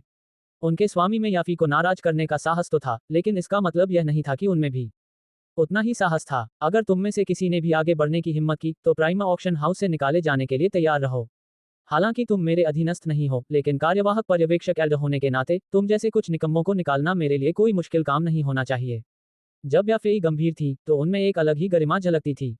याफेई को देखते ही, जिसके सुंदर चेहरे में एक दुष्टता झलक रही थी, पहरेदारों के चेहरों पर आखिरकार खौफ छा गया। उन्होंने एक दूसरे के चेहरों को देखा और अनिच्छा से पीछे हट गए। अपने गुरु को लाओ और जहां से आए हो वहीं लौट जाओ। याफेई ने ठंडे लहजे में आदेश दिया और अपने कोमल हाथ से सीढ़ियों की ओर इशारा किया। ठीक है याफेई, तुम्हारी हिम्मत तो देखो। तुमने एक अजनबी की मदद की। बस इंतजार करो। उसके साथियों ने उसे सहारा देकर खड़ा किया तो युवक के कदम थोड़े लड़खड़ा गए। उसने अपने मुंह के कोने से खून का धब्बा पोंछा और गुस्से से याफेई को घूरने लगा। तुरंत ही उसकी आंखों में एक गहरी ठंडक और उदासी छा गई और वह उसके बगल में खड़ी शियाओ यान की ओर मुड़ा। उसकी सांसें तेज हो गईं और उसने गंभीर स्वर में कहा, शाबाश शाबाश छोटे कमीने, अगर तुम्हारी हिम्मत है तो बस इंतजार करो। उन भयंकर शब्दों को कहने के बाद उस युवक ने अपने बगल में खड़े गार्ड के चेहरे पर एक जोरदार थप्पड़ मारा और गुस्से से कहा, मूर्ख जा। सीढ़ियों के पास खड़े होकर जियाओ यान ने अपनी आंखें सिकोड़ते हुए उस युवक को देखा जो कुछ पहरेदारों के सहारे धीरे धीरे दूर जा रहा था। उसकी आस्तीन के नीचे की मुट्ठी धीरे धीरे खुल रही थी और उसकी उंगलियों के सिरों पर हरे रंग की कुछ लपटें फड़फड़ा रही थीं। इस तरह के व्यक्ति का सामना होने पर क्या तुम खुद को रोक पाते हो? उसे सीधे मार क्यों नहीं डालते? वरना वो इसे भविष्य में याद रखेगा। हाइबो डोंग सीढ़ियों से टेक लगाकर हल्के से हंसा। आखिरकार ये किसी और का इलाका है। शियाओ यान मुस्कुराए और याफी को देखा। उसने कंधे उचकाते हुए कहा, माफ करना, मैं थोड़ा जल्दबाजी में बोल गया। लेकिन उस आदमी की जबान सच में बदबूदार है। याफेई ने सिर हिलाया और आह भरी। उसने कड़वी मुस्कान के साथ कहा, मुझे लगता है कि बेहतर होगा कि हम इस बारे में किसी और दिन बात करें। जब वह लड़का घर लौटेगा तो वह जरूर अपने दादाजी से शिकायत करेगा। उस समय अपने बच्चे के प्रति अत्यधिक सुरक्षात्मक रवैया रखने वाला वह बूढ़ा जरूर यहाँ आकर हंगामा खड़ा करेगा। कोई बात नहीं, शियाओ यान ने सिर हिलाते हुए मुस्कुराते हुए जवाब दिया, हमें सच में कुछ चीजों की जरूरत है। चलिए अभी इस पर चर्चा करते हैं। हम उन समस्याओं का समाधान खुद ही कर लेंगे। अरे तुम तो बड़े जिद्दी हो। छोड़ो, जब वो समय आएगा तो मैं तुम्हारी रक्षा करने की पूरी कोशिश करूंगी। लेकिन वो बूढ़ा आदमी बहुत घमंडी है। मुझे डर है कि कहीं वो मुझे भी डांट न दे। ये सुनकर याफी ने लाचारी से सिर हिलाया। वो मुड़ी और सीढ़ियां चढ़ने लगी। एक मोड़ पर मुड़ते ही उसने शियाओ यान को अपनी खूबसूरत सुडौल पीठ दिखाई। शियाओ यान ने अनदेखा करने का नाटक किया और हाइबो डोंग से नजरें मिलाईं, फिर उसके पीछे पीछे सीढ़ियां चढ़ गई। शियाओ यान याफी के पीछे पीछे कुछ मंजिलें चढ़ी और अंत में एक बड़े दरवाजे के सामने रुक गई। ये देखकर कि वह इस रास्ते से बहुत अच्छी तरह वाकिफ थी, ये स्पष्ट था कि वह अक्सर यहाँ आती जाती थी। बड़े दरवाजे के पास कुछ पहरेदार खड़े थे। हालांकि उनकी निगाहें शाओ यान और हाइबो डोंग पर टिकी थीं और उनमें अनिश्चितता थी, फिर भी चतुर पहरेदारों ने उन्हें रोकने के लिए कुछ नहीं कहा। इसके बजाय वे लकड़ी के खंभों की तरह एक तरफ खड़े रहे। दरवाजा खुलते ही एक विशाल कमरा दिखाई दिया। कमरे में किताबों की अलमारियां करीने से लगी हुई थीं। इन अलमारियों पर कई तरह की मोटी मोटी किताबें रखी थीं। याफी उनके बीच से गुजरते हुए एक डेस्क के सामने आ गई। फिर वह मुड़ी और मुस्कुराते हुए शाओ यान और हाइबो डोंग को देखा। बगल में रखी कुर्सियों की ओर इशारा करते हुए उसने कहा, बैठ जाए। अब बताए आपको क्या चाहिए? शाओ यान मुस्कुराया और सिर हिलाया। उसने यूं ही एक कुर्सी उठाई, उसे खींचकर अपने पास लाया और बैठ गया। कुछ पल सोचने के बाद उसने याफी की ओर देखते हुए कहा, क्या मैंने अभी तुम्हारे लिए कोई परेशानी खड़ी की? मुझे माफ करना, मुझे पता है कि तुमने ये सब मेरी वजह से किया है। तुम्हें माफी मांगने की जरूरत नहीं है। याफेई ने हाथ हिलाया। वह मेज के चारों ओर घूमकर उसके पीछे बैठ गई। उसके होंठ हल्के से बाहर निकले हुए थे और उसने मुस्कुराते हुए कहा, उस आदमी का नाम लेई है। वह भी हमारे माइटेर कबीले का सदस्य है। उसका समर्थन भी काफी मजबूत है। आमतौर पर मैं उसे नाराज नहीं करना चाहती, इसलिए मेरे पास उसे नजरअंदाज करने के अलावा कोई चारा नहीं है। लेकिन उस लड़के के मन में मेरे लिए कुछ घिनौने विचार थे। मैंने उसे नजरअंदाज किया तो उसे शर्मिंदगी महसूस हुई और वह गुस्से में आ गया, इसलिए उसने मुझसे हमेशा झगड़ा करने का फैसला कर लिया है। उसके दादाजी का कुल के मुखियाओं के बीच काफी रुतबा है। इसलिए इस बेहद अशिष्ट व्यक्ति के सामने मैं बिल्कुल बेबस हूँ। याफेई ने अपने माथे के काले बालों को सहलाते हुए थकी हुई आवाज में कहा। लगता है लेई नाम के उस नौजवान ने उसके लिए वाकई बड़ी मुसीबत खड़ी कर दी है। तुम्हें पता होना चाहिए था कि ऐसे व्यक्ति के साथ तुम जितना ज्यादा ऐसा करोगे वह उतना ही ज्यादा हिंसक हो जाएगा। जियाओ यान ने सिर हिलाते हुए जवाब दिया। के ये तो मुझे पता ही है, लेकिन मेरी बुद्धि की विशालता को ज्यादा मत समझो। मुझ जैसी छोटी सी लड़की इतनी ऊंची संत जैसी उपाधि कैसे प्राप्त कर सकती है?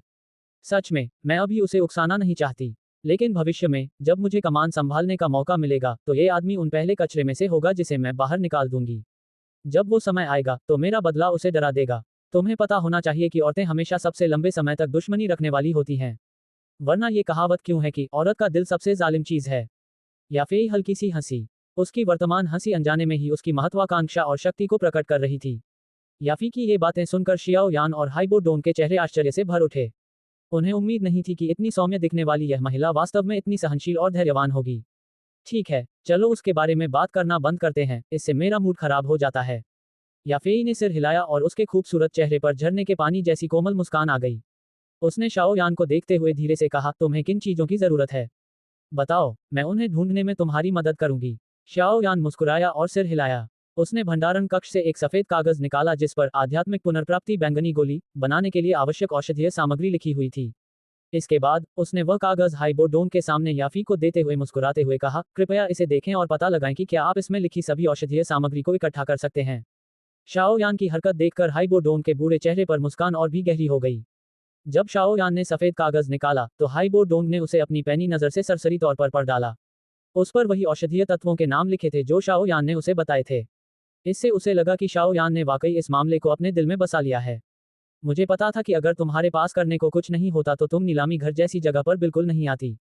याफेई ने सफेद कागज लिया और सिर हिलाया। तुरंत ही उसने अपना सिर नीचे किया और उस पर लिखे औषधीय तत्वों के नामों पर सरसरी नजर डाली। उसके सुंदर चेहरे पर हैरानी के भाव आ गए। उसने सिर उठाया, शियाओ यान की ओर देखा और कहा, ये सभी औषधीय तत्व साधारण नहीं हैं। इनमें से कुछ ऐसे भी हैं जिनके नाम मैंने सिर्फ सुने हैं, देखे नहीं हैं। हाँ, जियाओ यान ने हल्के से सिर हिलाया और धीरे से पूछा, क्या यहाँ सभी औषधीय सामग्री एकत्र करना संभव है? ये सुनकर बगल में खड़ा हाइबो डोंग भी गहरी सोच में डूबे याफी को चिंता से देखने लगा। यह एक बहुत ही महत्वपूर्ण बात थी जिससे ये तय होता कि वह अपनी चरम शक्ति को पुनः प्राप्त कर पाएगा या नहीं। याफेई ने अपनी ठुड्डी सहलाई और कुछ देर सोचने के बाद सिर हिलाया। उसने क्षमा मांगते हुए कहा, मुझे डर है कि इन सबको इकट्ठा करना बेहद मुश्किल होगा। आखिर ये औषधीय सामग्रियां सचमुच बहुत दुर्लभ हैं। अगर इन्हें बाजार में उतारा जाए तो लगभग हर एक की कीमत कम से कम 2 लाख सोने के सिक्कों के ऊंचे दाम पर बिकेगी। और ये तो तब की बात है जब सामग्रियां बिक रही हों, फिलहाल तो मुझे नहीं लगता कि कोई इन्हें बेच रहा है। याफी के ये शब्द सुनते ही हाइबो डोंग तुरंत उदास हो गया, जबकि बगल में खड़ा शियाओ यान ऊपरी तौर पर निराशा से आह भरता हुआ दिखाई दिया। मन ही मन वह प्रसन्न था। अगर वे यहाँ सभी औषधीय सामग्रियां इकट्ठा कर लेते तो उसके लिए यह एक त्रासदी होती। इन सभी को इकट्ठा करना थोड़ा मुश्किल होगा।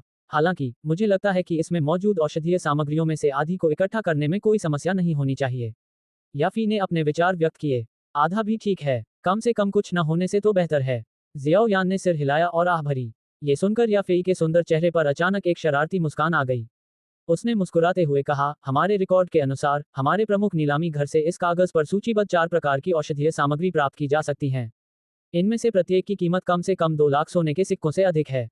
मुझे डर है कि इन 4 औषधीय सामग्रियों की कुल कीमत लगभग 10 लाख सोने के सिक्के होगी। शियाओ यान दीदी, क्या आप ये राशि दे सकते हैं? ओह, शियाओ यान ने अपनी आंखें झपकाईं और सिर हिलाया। लगता है मैं नहीं कर सकता। जैसे ही शाओ यान ने ये शब्द कहे, याफी के सुंदर चेहरे पर मुस्कान और भी चौड़ी हो गई। उसकी लंबी उंगलियां आपस में गुंथी हुई थीं और उसने कुछ खेद भरे स्वर में कहा, शाओ यान दीदी, अब हम भूटान शहर में नहीं हैं। यहाँ भले ही बड़ी बहन आपकी मदद करने को तैयार हो, मेरे पास ऐसा करने का अधिकार नहीं है। इसके अलावा इतनी बड़ी रकम मेरे अधिकार क्षेत्र से बाहर है। शाओ यान ने अपने चेहरे के एक तरफ हाथ फेरते हुए कहा, तो फिर मुझे क्या करना चाहिए? हालांकि 10 लाख सोने के सिक्के कोई छोटी रकम नहीं है, लेकिन बड़ी बहन को आप पर पूरा भरोसा है। संयोग से हमारा प्राइमा कबीला इस समय एक रसायनज्ञ की भर्ती कर रहा है। अगर शियाओ यान दीदी को इसमें दिलचस्पी है तो आप इस रकम से बिल का भुगतान कर सकते हैं। दूसरे दर्जे की एक औषधीय गोली भी अच्छी कीमत पर बिक सकती है। मुझे लगता है शियाओ यान दीदी की काबिलियत के साथ आपके लिए इन बिलों का भुगतान करना आसान होगा। याफी की कमल की तरह खिली सुंदर आंखें एक हल्के कोण पर मुड़ी हुई थीं, जो किसी लोमड़ी जैसी शख्सियत की तरह लोगों को मोहित कर रही थीं। संक्षेप में, चीनी लोक कथाओं में लोमड़ी की आत्मा का उपयोग एक मोहक स्त्री पुरुष को मोहित करने वाली महिला के रूप में किया जाता है। संपर्क सेवा की शर्तें। आकाश में युद्ध सी 276 अध्याय 276 रुका हुआ। खुद को बेचना। ये सुनकर जियाओ यान कुछ पल के लिए असमंजस में पड़ गया। फिर तुरंत ही वह कड़वी हंसी हंसा और सिर हिलाया। उसने अपना सिर घुमाकर हाइबोडोंग की ओर देखा और हाथ हिलाते हुए कहा, तुम खुद ही इसका निपटारा कर लो। मैं तो सिर्फ दवा बनाने का काम करता हूँ। दवा की सामग्री की चिंता तुम्हें करनी चाहिए। हालात देखकर हाइबोडोंग ने बेबसी से अपना सिर हिलाया। वह खड़ा हुआ और अपनी अंगूठी से एक बेहद खूबसूरत बैंगनी सुनहरा कार्ड निकाला। फिर उसने उसे मेज पर बेतरतीब ढंग से फेंक दिया और कहा, छोटी बच्ची, जाओ और मेरे लिए जल्दी से दवाइयां ले आओ। क्या तुम सच में उसे अपने इस 1 लाख के साथ यहाँ रखने की सोच रही हो? ये तो उसकी कीमत का अपमान है। याफी उस बैंगनी सुनहरे रंग के कार्ड को देखकर दंग रह गई, जिस पर चांदी की 7 धारियां बनी हुई थीं। उसके चेहरे पर विस्मय के भाव उभर आए। अनगिनत शक्तिशाली लोगों से मिलने के कारण वह अच्छी तरह जानती थी कि इस तरह के बैंगनी सुनहरे कार्ड का उपयोग केवल वही लोग कर सकते हैं जिनके पास कम से कम 2 वांग जितनी शक्ति हो। क्या ये संभव था कि दिखने में साधारण लगने वाला ये बूढ़ा व्यक्ति वास्तव में एक 2 वांग हो? उसके सुंदर चेहरे से मुस्कान धीरे धीरे गायब हो गई। उसकी आंखों में एक बेहद जटिल भाव था जब उसने शियाओ यान की ओर देखा, जो कुर्सी पर बैठा उठकर अपने नाखून कुरेद रहा था। ये छोटा लड़का इन 3 सालों में काफी अच्छा कर रहा था। वह वास्तव में इतनी शक्तिशाली शख्सियत से बातचीत करने में सक्षम था। ये तो सबको पता ही होगा कि 2 वांग वर्ग का व्यक्ति एक वीआईपी होता है, जिसे कोई भी अपमानित या उपेक्षित करने की हिम्मत नहीं करता, चाहे वह शक्तिशाली प्राइमा कबीले में ही क्यों ना आ जाए। याफेई ने ध्यान से बैंगनी सुनहरे रंग का कार्ड उठाया और धीरे धीरे उस पर अपनी उंगली फेरने लगी। उसकी खास बनावट से उसे तुरंत पता चल गया कि यह असली है। उसने तुरंत ताली बजाई और एक प्यारी, सुंदर दिखने वाली नौकरानी दरवाजे के बाहर से झटपट अंदर आ गई। जाओ और इन 4 औषधीय सामग्रियों को ठीक से पैक करो और काम पूरा होते ही इन्हें जितनी जल्दी हो सके यहाँ ले आओ। जल्दी करो, याफी ने गंभीर स्वर में आदेश देते हुए नौकरानी को एक कागज का टुकड़ा थमा दिया। जी हाँ, नौकरानी ने आदरपूर्वक उत्तर दिया और कमरे से बाहर निकल गई। वृद्धाश्रम, कृपया एक क्षण प्रतीक्षा कीजिए। औषधि सामग्री तुरंत लाई जाती है। नौकरानी के जाने के बाद याफी ने हाइबोडोंग से आदरपूर्वक कहा। हाइबोडोंग ने सिर हिलाकर हल्की सी सहमति दी और फिर अपनी कुर्सी पर बैठ गया।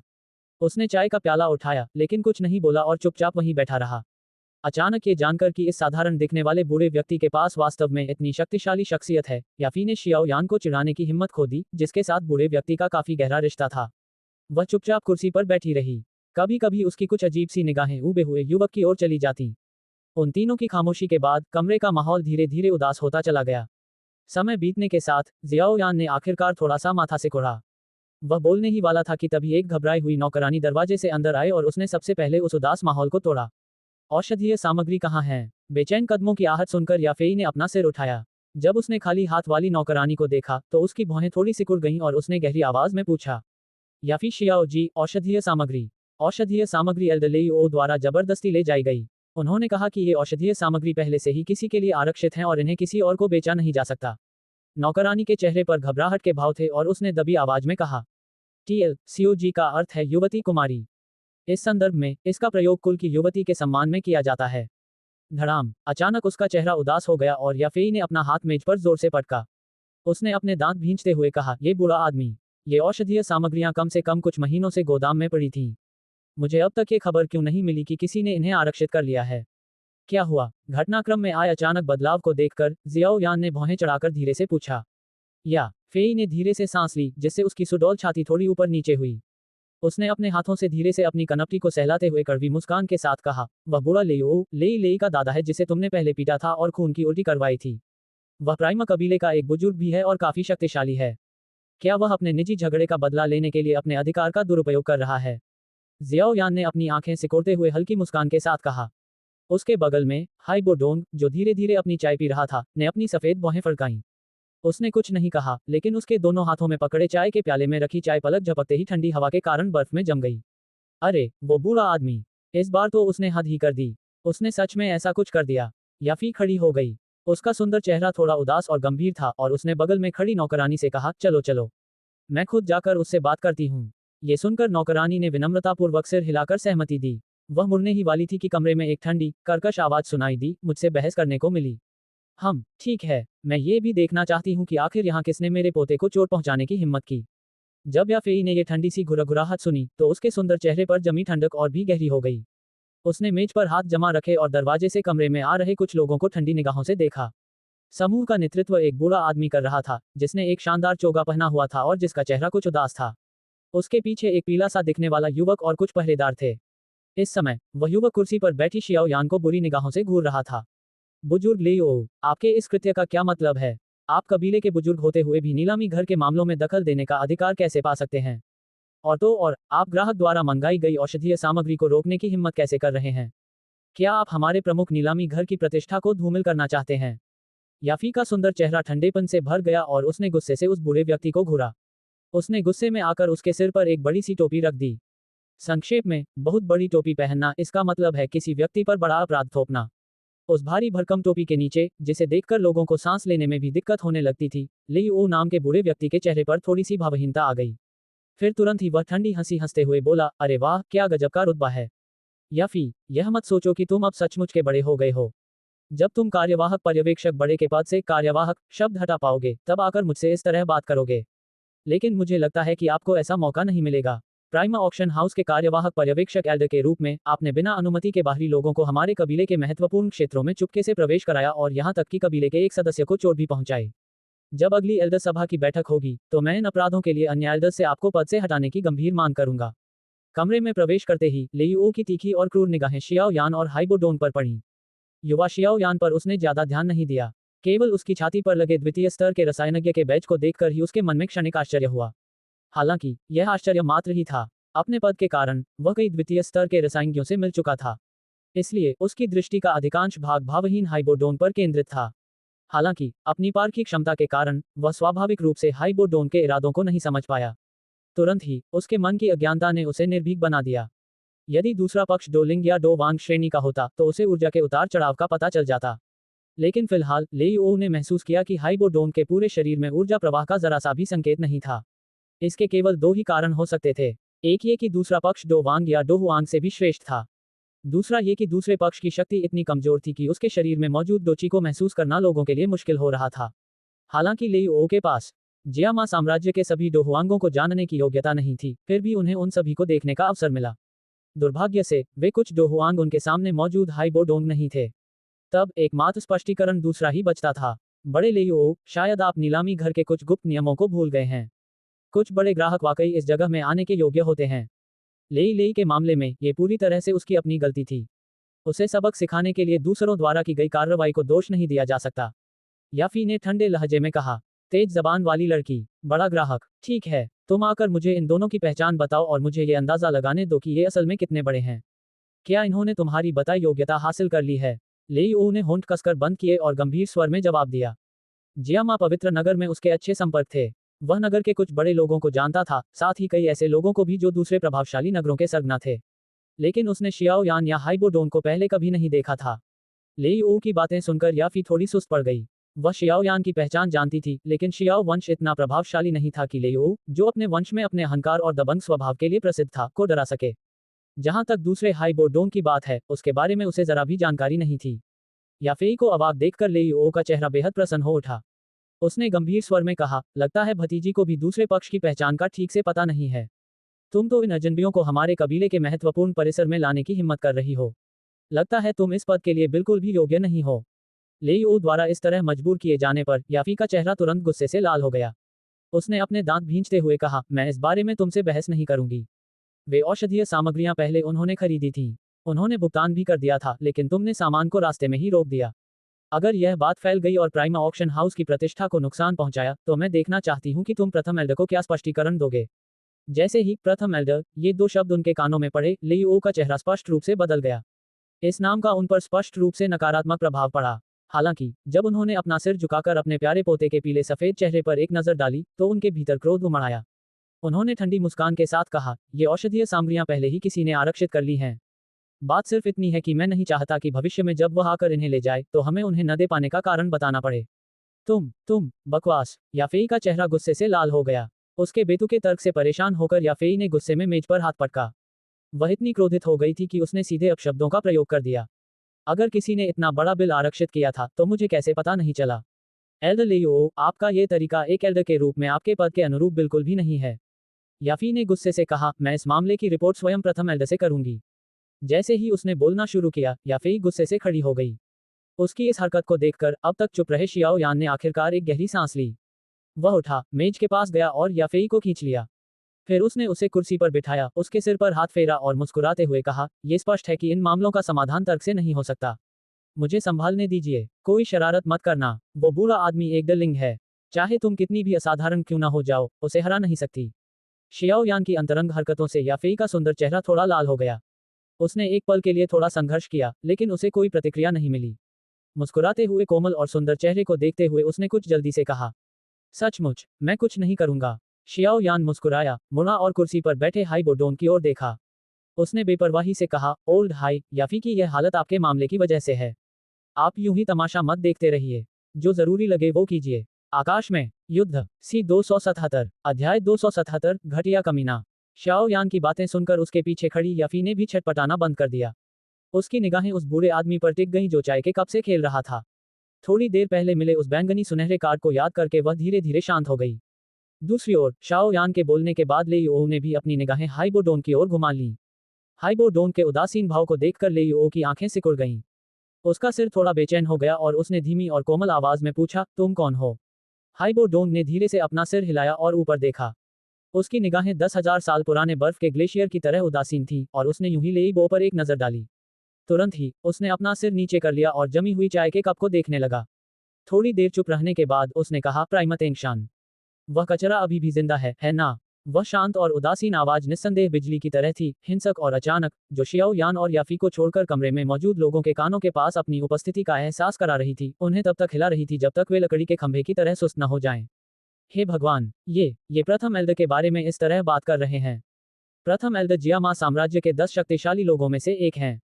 शियाओ यान दीदी, आखिर ये बूढ़े साहब कौन हैं?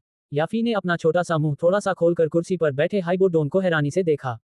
प्रथम एल्डर, जिन्हें प्राथमिक कुल में भगवान की तरह पूजा जाता था, उनकी बातों से कचरे का ढेर बन गए थे। अगर ये बातें प्राथमिक कुल के बाकी लोगों तक फैल गईं, तो शायद हंगामा मच जाएगा। दूसरी ओर उनके बगल में बैठे लेईओ और लेई भी हाइबो डोन के इन शब्दों से स्तब्ध रह गए। उनके होठों के कोने हल्के से फड़क उठे। स्पष्ट रूप से इन शब्दों का उन पर बहुत गहरा प्रभाव पड़ा था। कोकड़ू। काफी देर तक सुस्त रहने के बाद लेईओ धीरे धीरे होश में आने लगा। उसने अनजाने में अपनी लार निगल ली। उसकी आंखों में आश्चर्य और हैरानी थी जब उसने हाइबो डोन को घूर कर देखा। उसके बोलने का लहजा स्पष्ट रूप से अधिक विनम्र था। तुम्हें मुझसे इस तरह बात करने का कोई अधिकार नहीं है। हाइबो डोंग ने चाय के कप पर धीरे से फूंक मारी जो बर्फ की तरह जम गया था, और बिना आंखें उठाए ही उसने भावहीन स्वर में कहा। इन बेहद कठोर शब्दों से लेईओ क्षण भर के लिए स्तब्ध रह गए। उनके वृद्ध चेहरे पर तुरंत क्रोध का भाव उभर आया। इतने वर्षों में जब से वे बुजुर्ग बने थे, किसी ने उनसे इस तरह बात नहीं की थी। 10 मिनट के भीतर उस लड़की द्वारा पहले मंगाई गई औषधीय सामग्री मेरे सामने आ जानी चाहिए। अन्यथा मुझे प्राइमा कबीले के एक बुजुर्ग को खोने से कोई आपत्ति नहीं है। हाइबो डोंग ने क्रोधित चेहरे वाले लेईओ को अनदेखा कर दिया। उसका लहजा अभी भी उतना ही उदासीन था जितना शुरू में था। साथ ही उसने दूसरे पक्ष के प्रति कोई सम्मान नहीं दिखाया। तुम्हारा लहजा बहुत ही घमंडी है। क्या तुम्हें पता है मेरे दादाजी कौन हैं? लेईओ को इस तरह फटकार खाते देख उसके बगल में बैठे लेई के पीले सफेद चेहरे पर क्रोध उमड़ पड़ा, जिसने कभी किसी को अपने दादाजी से इस तरह बात करने की हिम्मत करते नहीं देखा था। उसके गुस्से ने कुछ देर पहले हाइबो डोंग द्वारा दिए गए सदमे को भी दबा दिया था और वह निर्मम भाव से लगभग चुप हो गया। लेई के शब्द समाप्त होते ही शियाओ यान के चेहरे पर एक ठंडी मुस्कान आ गई। उसने धीरे से कहा, लापरवाह आदमी। हाइबो डोंग के हाथ में धीरे धीरे हिल रहा चाय का प्याला रुक गया। उसने अपना सिर उठाया और लेई को इतनी ठंडी निगाहों से देखा कि उसका चेहरा एकदम सफेद पड़ गया। सबके सामने लेई अपनी गर्दन सीधी करके फिर से बोलने ही वाला था कि अचानक उसे एहसास हुआ कि हाइबो डोंग का शरीर थोड़ा सा हिल गया है। ध्यान से। जैसे ही हाइबो डोंग का शरीर हिला, लेई की आंखें अचानक सिकुड़ गईं। उसका शरीर क्षैतिज रूप से चला और तेजी से लेई के सामने आकर रुक गया। इसके बाद उसके शरीर में मौजूद डोऊची ऊर्जा बेतहाशा प्रवाहित हुई और उसके शरीर से मुक्त होकर उसे घेर लिया। जब लेई की डोऊची को बुलाया गया तो एक सफेद आकृति मानो टेलीपोर्ट होकर उसके सामने प्रकट हो गई। उस भयानक गति को देखकर लेई की आंखें सिकुड़ गईं। वह मानव आकृति स्थिर खड़ी रही और एक तैरती हुई हथेली, जिसमें बर्फीली ठंडक और कंपा देने वाली शक्ति थी, ने लापरवाही से लेई की छाती पर थपथपाया, जहां उसकी डोऊची ऊर्जा एकत्रित हो रही थी। ग्लग। देखने में तो यह एक लापरवाही भरा थपथपाहट जैसा लग रहा था, लेकिन इसने लेई के चेहरे का रंग तुरंत पीला कर दिया। उसने मुंह भर ताजा खून उगल दिया। देखते ही देखते खून हवा में ही खून के लाल रंग के बर्फीले टुकड़े की तरह जम गया और एक तेज आवाज के साथ जमीन पर जा गिरा। भयंकर बल के कारण लेई का शरीर पीछे की ओर उछल गया। पलक झपकते ही वह और लेई दीवार से जोर से टकरा गए। कुछ ही सेकंड में दोनों दर्द से कराहने लगे। लेई के पीछे तैनात रक्षक उसे एक ही वार में बुरी तरह घायल देखकर दंग रह गए। उनके हाथों में पकड़े हथियार भय से कांप रहे थे। वे सचमुच अपने स्वामी की रक्षा करने का कर्तव्य भूल गए थे। दादाजी, आप ठीक हैं? लेई द्वारा सुरक्षित किए जाने के कारण लेई को गंभीर चोटें नहीं आईं। वह बड़ी मुश्किल से ऊपर चढ़ा। जब उसने देखा कि लेई का चेहरा उससे भी पीला पड़ गया है, तो उसने जल्दी से आवाज लगाई। The Huang. उसके शरीर में व्याप्त ठंडी ऊर्जा के कारण लेई के बाल मानो बर्फ की पतली परतों से ढक गए। उसका मुंह कांपने लगा और उसने अचानक हेई बोडोंग को घूरते हुए हैरानी से कहा, एक ताकतवर व्यक्ति जो लेईओ को बिना उसकी परछाई देखे ही गंभीर चोट पहुंचा सकता है। लेईओ के दिल में यह बात साफ थी कि ऐसा सिर्फ द हुआंग ही कर सकता है। ये कुछ शब्द सुनकर लेई लेई का शरीर अचानक बुरी तरह कांप उठा। हाइबो डोन को देखते ही उसके चेहरे पर दहशत छा गई। उसे उम्मीद नहीं थी कि यह साधारण दिखने वाला बूढ़ा व्यक्ति असल में एक डो हुआंग होगा। 10 मिनट शुरू हो चुके हैं। मैं अपने कहे शब्दों को कभी वापस नहीं लूंगा। 10 मिनट बाद औषधीय सामग्री मेरे सामने प्रकट होनी ही चाहिए। अन्यथा भले ही प्रधान तेंगशान प्रकट हो जाएं, तुम आज मर जाओगे। हाइबो डोंग ने उन दोनों की ओर देखते हुए उदासीनता से धीरे धीरे कहा, जल्दी करो, जल्दी करो, जल्दी जाओ और दवाइयां ले आओ। ये शब्द सुनकर लेईओ के चेहरे पर दहशत छा गई। उसने जल्दी से अपने बगल में खड़े लेई लेई पर गुस्से से चिल्लाया। हाँ हाँ, उतनी ही डरी हुई लेई लेई जल्दी से खड़ी हुई और लड़खड़ाते हुए कमरे से बाहर निकल गई। पलक झपकते ही बेहद आज्ञाकारी बन चुके लेईओ को देखकर याफी ने कड़वी मुस्कान के साथ सिर हिलाया। ये बूढ़ा आदमी सचमुच एक घटिया कमीना था। आह, डो हुआंग, हे भगवान, ये शाओ यान वाकई इतने ताकतवर व्यक्ति से परिचित है। इसीलिए तो राजधानी आने की हिम्मत है। याफी ने अपने सामने खड़े उस हटे कट्टे आदमी को गौर से देखा। उसे लगने लगा कि इस आदमी को समझना और भी मुश्किल होता जा रहा है। अपनी सीट से उठकर याफी ने आदरपूर्वक हाइबो डोन को देखा और संकोच से पूछा, क्या बड़े साहब हमारे प्रथम बुजुर्ग से परिचित हैं? वह निकम्मा अभी तक मरा नहीं।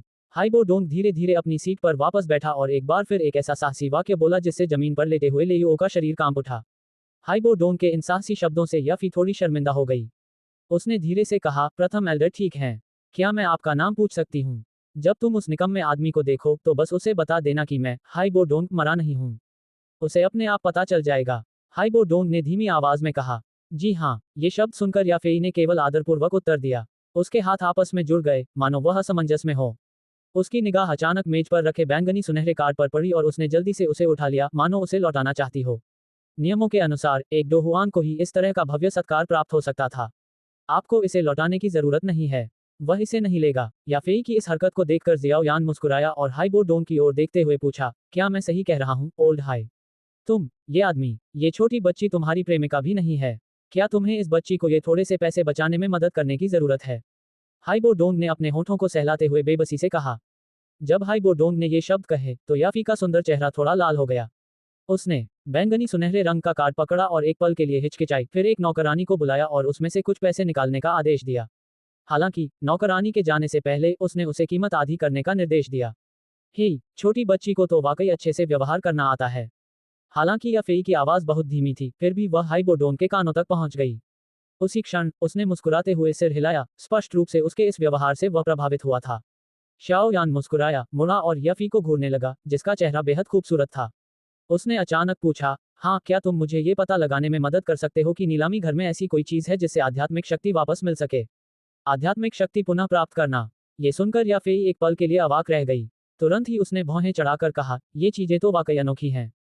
मैं तुम्हारे लिए खोजूंगी। इतना कहकर वह मुड़ी और किताबों की अलमारी की ओर चली गई। कुछ देर खोजने के बाद उसने एक मोटी किताब उठाई और बाहर आ गई। उसने ध्यान से उसे पलटा और फिर सिर हिलाते हुए क्षमा मांगते हुए कहा, माफ कीजिए। आध्यात्मिक शक्ति पुनः प्राप्त करने वाली चीजें सचमुच बहुत दुर्लभ हैं। मैंने पिछले 1 साल से नीलामी घर के रिकॉर्ड खंगाले हैं और लगता है कि हमें उस तरह का कोई खजाना नहीं मिला। शियाओ यान ने कड़वी मुस्कान के साथ सिर हिलाया, लेकिन उसके चेहरे पर निराशा के भाव झलक रहे थे। वह कुछ उदास मन से अपनी सीट पर लौट आया। शाओ यान की निराश मुद्रा देखकर याफी ने असहाय होकर अपना सिर हिलाया, लेकिन चाहकर भी वह मदद करने में असमर्थ थी। समय धीरे धीरे बीतता गया। जैसे ही 10 मिनट पूरे होने वाले थे, लेई लेई की घबराई हुई परछाई आखिरकार दरवाजे से अंदर आई। लड़खड़ाते और हड़बड़ी में उसने कुछ जैड के डिब्बे मेज पर सावधानी से रखे और कांपती हुई आवाज में कहा, महोदय, आपको जिन औषधीय सामग्रियों की आवश्यकता है वे सभी यहाँ रखी हैं। उनमें से किसी को भी जरा भी नुकसान नहीं हुआ है। जैड के बक्सों को देखकर हाइबो डोंग के चेहरे पर खुशी झलक उठी। उसने सावधानी से उन्हें खोला और मुस्कुराते हुए उन्हें शियाओ यान को सौंपते हुए उत्सुकता से कहा, इन्हें जांच लो और पता कर लो कि इनमें सही औषधीय तत्व हैं या नहीं। शाओ यान ने जैड का डिब्बा लिया और ध्यान से उनका निरीक्षण किया। इसके बाद लेईओ और लेई लेई की चिंतित और भयभीत निगाहों के सामने उसने सिर हिलाकर कहा, हाँ, ये ठीक है। औषधीय तत्व अच्छी तरह से संरक्षित हैं और इनकी आयु पर्याप्त है। यह अच्छा है। शियाओ यान की पुष्टि सुनकर हाइबो डोंग ने एक लंबी आह भरी। वह मुड़ा और लेईओ की ओर ठंडे लहजे में बोला, दफा हो जाओ। और ये लड़की मुझे बेहद भा रही है। वापस जाओ और प्रधानमंत्री तेंगशान को बता दो कि कार्यवाहक पर्यवेक्षक एल्डर का पहला शब्द हटाया जा सकता है। ये सुनकर लेईओ के होठों का कोना सिकुड़ गया। उसने जल्दी से सिर हिलाया और लेई लेई के सहारे अपमानित अवस्था में वहां से चला गया। चूंकि हमें सामान मिल गया है तो क्या हम चलें? जेड बॉक्स को ठीक से रखने के बाद हाइबो डोंग ने मुस्कुराते हुए कहा। शाओ यान ने हल्के से सिर हिलाया। वह याफी को विदाई देने ही वाला था कि एक नौकरानी कमरे में दाखिल हुई और याफी से आदरपूर्वक बोली, याफी साहब, नालन शाओ साहब आपसे किसी बात के सिलसिले में मिलना चाहते हैं। नालन, नालन या नरान, ये दो शब्द, जो शाओ यान के दिल में मानो वर्जित थे, उसे कुछ पल के लिए स्तब्ध कर गए। इसके तुरंत बाद उसका चेहरा एकदम गंभीर हो गया। संपर्क सेवा की शर्तें आकाश में युद्ध। सी 278 अध्याय 278 7 जादुई हरी आत्मा की लार। नौकरानी की सूचना सुनकर याफी थोड़ी हैरान रह गई। उसने तुरंत अपना सिर घुमाकर देखा तो शियाओ यान का चेहरा एकदम उदास हो गया था। बेबसी से सिर हिलाते हुए उसने धीरे से पूछा, नालन या नरान? जी हाँ, नौकरानी ने आदरपूर्वक उत्तर दिया। वह मुझे क्यों ढूंढ रही है? याफी ने अपनी भौहें थोड़ी सिकुड़ी और धीरे से बुदबुदाई। उसने आह भरी और शियाओ यान की ओर देखते हुए माफी मांगते हुए कहा, मुझे माफ कर दो। जाओ, ये तुम्हारा काम है, मैं तुम्हें दोष नहीं दूंगा। जियाओ यान मुस्कुराया। उसके चेहरे से उदासी कुछ हद तक गायब हो गई। उसने हाथ हिलाते हुए कहा, हो सकता है कि आप अभी उससे मिलना न चाहें, इसलिए थोड़ी देर यहीं रुकिए। उसके आने का कारण पूछने के बाद मैं आप दोनों को बाहर तक छोड़ दूंगी। याफेई की खूबसूरत निगाहें शाओ यान और शांत, उदासीन हाइबो डोंग पर घूमी और उसने पूछताछ भरे लहजे में कहा, अच्छा ही हुआ। कुछ देर सोचने के बाद जियाओ यान ने हल्के से सिर हिलाया। सच में, वह उस महिला से इतनी जल्दी नहीं मिलना चाहता था। इसलिए उसने उस समय याफेई के सुझाव को अस्वीकार नहीं किया। जब याफेई ने देखा कि शियाओ यान मान गई है, तो उसने राहत की सांस ली। नौकरानी के पास से गुजरते हुए याफेई ने उससे कहा कि वह उन दोनों का ठीक से ख्याल रखे और फिर तेजी से कमरे से बाहर निकल गई। क्या तुम्हें नालन या नरान से कोई शिकायत है? दरवाजे के पीछे गायब हो चुकी पीठ को देखते हुए हाइबो डोंग ने बर्फ में जम चुके चाय के कप को पकड़े हुए कुछ आश्चर्यचकित स्वर में पूछा। हाँ, जियाओ यान ने सिर हिलाया और धीरे से कुर्सी पर बैठ गया। उसके चेहरे पर थोड़ी सी उदासी छाई हुई थी। कहीं ऐसा तो नहीं कि मिस्टी क्लाउड सेक्ट में तुम्हारा जाना उससे जुड़ा हुआ है? शियाओ यान की तरफ देखते ही हाइबो डोंग चौंक गया और उसने तुरंत अचंभित होकर पूछा। इस बार जियाओ यान ने कोई जवाब नहीं दिया और बस अपनी चाय की चुस्की ली।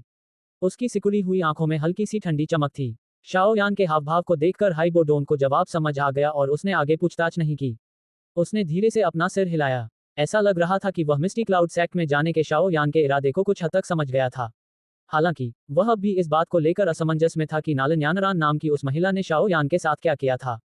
आखिर उसने असाधारण मानसिक शक्ति वाले इस व्यक्ति को मिस्टी क्लाउड सेक्ट जैसी विशाल संस्था के साथ अवांछित संबंध बनाने के लिए कैसे राजी कर लिया था। ये स्पष्ट था कि जियामा साम्राज्य के भीतर मिस्टी क्लाउड सेक्ट के साथ बुरे संबंध रखना बहुत बड़ी मूर्खता थी। ओह हाँ, तुम आध्यात्मिक शक्ति को पुनः प्राप्त करने वाली चीजें क्यों खोज रहे हो? क्या तुम्हारी आत्मा को चोट पहुंची है? हाइबो डोंग इस मामले में और उलझना नहीं चाहता था। इसके बजाय हाइबो डोंग को अचानक वह चीज याद आ गई जिसकी जरूरत शाओ यान को पहले थी और उसने तुरंत संदेह से पूछा। शाओ यान की भौहें अनजाने में हल्की सी फड़क उठी। उनका दिल तेजी से धड़क रहा था और वे धीरे धीरे चाय की चुस्की ले रहे थे। कुछ देर बाद उन्होंने शांत भाव से कहा, पिछली बार उस क्रोधित बुद्ध कमल ज्वाला के बचे हुए प्रभाव। ओह, वह चीज वाकई बहुत भयानक है। ये स्वाभाविक है कि इसके कुछ दुष्प्रभाव हुए होंगे। शाओ यान की बात सुनकर हाइबो डोंग को जरा भी संदेह नहीं रहा। आखिरकार उस क्रोधित बुद्ध कमल ज्वाला की शक्ति वाकई काफी भयानक थी। उसकी नजर शाओ यान के शरीर पर घूमी और फिर उसने भौहें चढ़ाकर कहा, क्या सच में? अपनी धड़कन को सामान्य बनाए रखने की पूरी कोशिश करते हुए शियाओ यान ने हाइबो डोंग की ओर देखा और कहा, यह बहुत गंभीर नहीं है, लेकिन ये कोई सामान्य चोट भी नहीं है। इसलिए मुझे कुछ ऐसी अनूठी चीजें ढूंढनी होंगी जो मेरी आध्यात्मिक शक्ति को पुनः प्राप्त कर सकें और मुझे जल्दी ठीक होने में मदद कर सकें। शाओ यान के इस अस्पष्ट जवाब को सुनकर हाइबो डोंग ने अपनी भौहें सिकोड़ लीं। उसने अपना सिर झुकाया और उस कोमल और सुंदर चेहरे को निहारा जिस पर कोई भाव नहीं दिख रहा था। उसके होंठ हल्के से हिले, लेकिन उसने कुछ नहीं कहा। इसके बजाय उसने हल्के से सिर हिलाया, अपना सिर नीचे किया और चाय के कप को घूरते हुए चुप हो गया। चाय के प्याले की सतह पर पड़ रहे पानी के प्रतिबिंब से शियाओ यान को हाइबो डोंग की प्रतिक्रिया स्पष्ट रूप से दिखाई दी। चाय के प्याले को कसकर पकड़े हुए उसका हाथ थोड़ा ढीला पड़ गया और उसने धीरे धीरे चाय की चुस्की ली। उसने अपने थोड़े सूखे गले को गीला किया और गहरी सांस ली। उन दोनों के चुप हो जाने के बाद कमरे का माहौल एकदम शांत हो गया। एक कोने में इंतजार कर रही नौकरानी घबराई हुई थी और उसने कोई आवाज करने या उन्हें परेशान करने की हिम्मत नहीं की। यहाँ तक कि उन दोनों के लिए चाय बदलते समय भी वह बेहद सतर्क थी और जरा सी भी आवाज नहीं करना चाहती थी। लगभग आधे घंटे तक शांत वातावरण बना रहा, तभी दरवाजे से एक तेज और स्पष्ट क्लिक क्लैक की आवाज सुनाई दी। तुरंत ही याफेई का शांत और सुंदर शरीर उन दोनों की नजरों के सामने प्रकट हुआ। क्या वह चली गई? शियाओ यान ने धीरे से अपने हाथ में पकड़ी चाय की प्याली नीचे रखी और लापरवाही से पूछा। जी हाँ। कमरे में प्रवेश करते ही याफी ने चाय का कप पकड़े हुए हाइबो डोंग को आदरपूर्वक सिर हिलाकर अभिवादन किया। फिर उसने तुरंत अपनी नजरें शियाओ यान की ओर घुमाई और अपनी लंबी उंगलियों से मेज पर धीरे धीरे थपथपाया। कुछ देर बाद उसने शियाओ यान की संशय भरी निगाहों को देखते हुए मुस्कुराते हुए कहा, शियाओ यान दीदी, क्या आपको सच में उन प्राकृतिक खजानों की जरूरत है? हाँ, मुझे इसकी बहुत जरूरत है। शियाओ यान का दिल थोड़ा धड़का और उसने सिर हिलाया। उसकी निगाहें याफी पर टिकी थीं और उसने धीरे से पूछा, क्या नीलामी घर में यह है? अगर आप इसे ला सकते हैं तो मैं आपको उचित कीमत दे सकता हूँ। आध्यात्मिक शक्ति को पुनः प्राप्त करने वाली अनोखी वस्तुएं अत्यंत दुर्लभ हैं। हमारे प्राथमिक नीलामी घर में वस्तुओं की भारी आमद के बावजूद हमने इस प्रकार की वस्तुएं शायद ही एकत्र की हों। याफेई ने सिर हिलाते हुए बेबसी से कहा। तो आपका मतलब है? जियाओ यान ने थोड़ा भौहें चढ़ाकर कहा। हमारे प्राथमिक नीलामी घर में सचमुच ऐसी कोई अनूठी वस्तु नहीं है जो आध्यात्मिक शक्ति को पुनः प्राप्त कर सके। लेकिन मेरी जानकारी के अनुसार जियामा पवित्र नगर में एक विशेष कबीले के पास 7 जादुई हरी आत्मा की लार नामक एक अनूठा पौधा है। इस पौधे की जड़ों को परिष्कृत करके एक अत्यंत रहस्यमय तरल पदार्थ बनाया जा सकता है। ये पदार्थ आध्यात्मिक शक्ति को पुनः प्राप्त करने के लिए सर्वोत्तम तत्व है। याफी ने कड़वी मुस्कान के साथ उत्तर दिया। अरे, सच में? ये सुनकर शियाओ यान के चेहरे पर तुरंत खुशी की लहर दौड़ गई। उसने जल्दी से पूछा, कौन सा कुल? याफेई के सुंदर चेहरे पर एक कड़वी मुस्कान उभर आई। उसकी बुदबुदाने की शैली कुछ हिचकिचाहट भरी लग रही थी। शाओ यान ने याफी के इस भाव को संदेह भरी निगाहों से देखा। वह कुछ सोच ही नहीं पाया, तभी उसे अचानक कुछ याद आया। उसी क्षण उसका चेहरा धीरे धीरे उदास हो गया और उसने कहा, कहीं ये नालन वंश तो नहीं है? हाँ, ये वही लोग हैं। याफेई ने बेबसी से सिर हिलाया। उस तरह का खजाना तो हर कोई निहारना चाहेगा और छुपा कर रखेगा। मेरे मन में उनके प्रति जो दुश्मनी है उसे छोड़ भी दूं तो क्या आपको लगता है कि नालन कबीला मुझे वह 7 जादुई हरी आत्मा की लार बेचेगा? शियाओ यान ने अपना माथा रगड़ते हुए धीरे से कहा, क्या आप चाहते हैं कि मैं जाकर उसे चुरा लूं? अगर मेरे पास सच में कोई चारा न हो तो तुम्हें चोरी करने के लिए कौन कह रहा है? नालन कबीला 3 बड़े कबीलों में से एक है जो हमारे प्राइमा कबीले जितना ही प्रसिद्ध है। इसके अलावा नालन कबीले के कई लोग साम्राज्य की सेना में महत्वपूर्ण पदों पर हैं। अगर उनकी रक्षात्मक किलेबंदी की बात करें तो वह निश्चित रूप से हमारे प्राइमा कबीले से कमजोर नहीं है। भले ही तुम्हें हाइबोडोन की मदद मिल रही हो, लेकिन नालन कबीले की मजबूत सुरक्षा को भेद कर 7 जादुई हरी आत्मा की लार को हासिल करना आसान काम नहीं होगा। याफी ने शियाओ यान को बनावटी तिरस्कार भरी नजरों से देखते हुए नाराजगी भरे स्वर में कहा, अगर तुम सावधान नहीं रहे और उनसे जान की बाजी लगाकर लड़े तो हो सकता है कि तुम 7 जादुई हरी आत्मा की लार को ही नष्ट कर दो। क्या इससे तुम्हारी सारी मेहनत बेकार नहीं हो जाएगी? अगर मैं न तो चोरी कर सकता हूं और न ही सामान्य व्यापारिक लेन देन कर सकता हूं, फिर भी मुझे वह 7 जादुई हरी आत्मा की लार चाहिए, तो मुझे क्या करना चाहिए? जियाओ यान ने थोड़ा भौहें चढ़ाते हुए कहा। नालन कबीले के बूढ़े दादाजी ने कुछ साल पहले एक अतुलनीय रूप से विषैले 5वें रैंक के जादुई राक्षस सियरिंग आयरन पॉइजन वीट से लड़ाई की थी। हालांकि वे अंततः उसे मारने में कामयाब हो गए, लेकिन दुर्भाग्य से उस राक्षस ने उनके शरीर में एक ऐसा विष डाल दिया जिससे लोग डर के मारे कांप उठते थे, जिसे प्रसिद्ध सियरिंग पॉइजन कहा जाता है। चूंकि आप औषधियों को परिष्कृत करने में माहिर हैं, मुझे लगता है कि आप इस प्रकार के विष की शक्ति को अच्छी तरह से जानते होंगे। सियरिंग आयरन पॉइजन वीड के अपने वर्ग से ऊपर उठकर 6ठे रैंक के जादुई राक्षस को भी जहर देकर मार डालने के रिकॉर्ड मौजूद हैं। अगर इनकी संख्या इतनी कम न होती कि इन्हें लगभग नगण्य माना जा सके, तो मुझे डर है कि महाद्वीप के कई शक्तिशाली लोग ऐसे विष के बारे में बात करते समय अपना चेहरा बदल लेते। याफी मुस्कुराए और अचानक 7 मैजिकल ग्रीन स्पिरिट सलाइवा से बिल्कुल अलग विषयों पर बात करने लगी। वह चीज वाकई बहुत जहरीली है, लेकिन इसका 7 जादुई हरी आत्मा की लार से ज्यादा संबंध नहीं लगता, है ना? जलते लोहे के जहरीले खरपतवार का नाम सुनते ही जियाओ यान के चेहरे पर थोड़ा सा भाव बदल गया और उसने तुरंत सिर हिलाकर कहा, क्या तुम मेरी सारी बातें सुन पा रहे हो? शियाओ यान को एक बार फिर बनावटी तिरस्कार भरी नजर से देखते हुए याफेई ने आगे कहा, पिछले कुछ वर्षों में दादा नालन ने अपने प्रबल दाऊची के बल पर विष को दबा रखा था। हालांकि जैसे जैसे उनकी उम्र बढ़ती गई, विष का प्रभाव भी बढ़ता गया। 6 महीने पहले उनके शरीर में छिपा हुआ तीव्र विष पूरी तरह से फूट पड़ा। इस विस्फोट के कारण दाओवांग श्रेणी के दादा नालन पूरी तरह से ध्वस्त हो गए। अब पूरा नालन परिवार बुरी तरह से परेशान है और उन्हें बचाने के लिए हर जगह रसायनज्ञ की तलाश में भटक रहा है। एक रसायनज्ञ को ढूंढना। नालन यानरान के संपर्कों को देखते हुए क्या वह गुहे को काम पर नहीं रख सकती? उसकी शोधन क्षमता के साथ वह किस प्रकार के विष का उपचार नहीं कर सकता? जियाओ यान ने धीमी आवाज में कहा। उसने उसे काम पर रखा, लेकिन गुहे में भी तीव्र विष को निकालने की क्षमता नहीं है। जैसा कि नाम से ही पता चलता है, इस तरह का विष हड्डियों और यहाँ तक कि अस्थि मज्जा में भी गहराई तक छिपा रहता है। किसी भी दवा से इसे पूरी तरह निकालना मुश्किल होगा। याफी ने सिर हिलाया और कड़वी हंसी हंसी। क्या गुहे के पास भी कोई समाधान नहीं है? ये सुनकर जियाओ यान ने तुरंत हैरानी से कहा। हाँ, याफेई ने सिर हिलाकर अपनी बात कही। हालांकि गुहे ने जहर नहीं निकाला, लेकिन उन्होंने एक कारगर तरीका बताया था। वह ये है कि एक ज्वाला को नियंत्रित करके उसे दादा नालन के शरीर में स्थापित किया जाए और उच्च तापमान का उपयोग करके उसमें मौजूद तीव्र विष को बाहर निकाला जाए। दुर्भाग्यवश इसके लिए एक बहुत ही महत्वपूर्ण शर्त है। ज्वाला स्वर्गीय ज्वाला होनी चाहिए। इसलिए नालन वंश वर्तमान में स्वर्गीय ज्वाला रखने वाले रसायन शास्त्रियों को नियुक्त करने में भारी धन खर्च कर रहा है। दुर्भाग्य से उन्हें कुछ भी हासिल नहीं हुआ। उन्होंने तो इतनी बड़ी कीमत लगा दी है कि हमारा प्राथमिक वंश भी लालच करता है। जी हाँ, उस बड़ी कीमत में 7 जादुई हरी आत्मा की लार भी शामिल है। याफेई ने हाथ हिलाया। जो भी दादा नालन को ठीक करने में सक्षम होगा, उसे वह 7 जादुई हरी आत्मा की लार प्राप्त होगी। हाल ही में कई रसायन शास्त्री कोशिश करने गए थे। दुर्भाग्य से वे सभी बिना किसी अपवाद के असफल रहे। कुछ देर पहले नालन यानरान के मेरे पास आने का कारण ये था कि वह हमसे प्राइमा ऑक्शन हाउस से विज्ञापन में मदद करने और यह पता लगाने के लिए कह रही थी कि क्या हम एक ऐसे कीमियागर को ढूंढ सकते हैं जिसके पास स्वर्गीय ज्वाला हो। शायद तुम जाकर कोशिश कर सकते हो। आखिर उस समय जो कुछ हुआ था उसका दादा नालन से कोई खास संबंध नहीं है। उस घटना के बाद उन्होंने कई बार नालन यानरान को गुस्से में घर से बाहर भी निकाल दिया था। हालांकि उनका ये कदम स्थायी नहीं था। याफी ने शियाओ यान को देखते हुए कहा। ये सुनकर जियाओ यान ने गहरी भौहें चढ़ा लीं। वह चुपचाप अपनी उंगली से मेज पर धीरे से थपथपाता रहा। आकाश में युद्ध सी 279 अध्याय 279 शून्य। मेज पर धीरे धीरे थपथपाते हुए गहरे चिंतन में डूबे हुए शियाओ यान को देखकर याफी कुछ घबरा गई। नालान वंश के मुखिया दादा नालान ने अपने शासनकाल के दौरान प्राइमा वंश के साथ काफी अच्छे संबंध स्थापित कर लिए थे। यदि उनका पतन हो जाता तो नालान वंश और प्राइमा वंश के बीच सहयोग व्यवस्था ठप पड़ सकती थी। ऐसे नुकसान काफी गंभीर होंगे।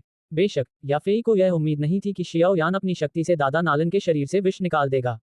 हालांकि प्रशिक्षण के बाद शियाओ यान पहले से कहीं अधिक शक्तिशाली हो गया था, फिर भी याफेई को यह नहीं लगता था कि शियाओ यान के पास स्वर्गीय ज्वाला जैसी शक्ति होगी, जो लगभग एक पौराणिक शक्ति मानी जाती है।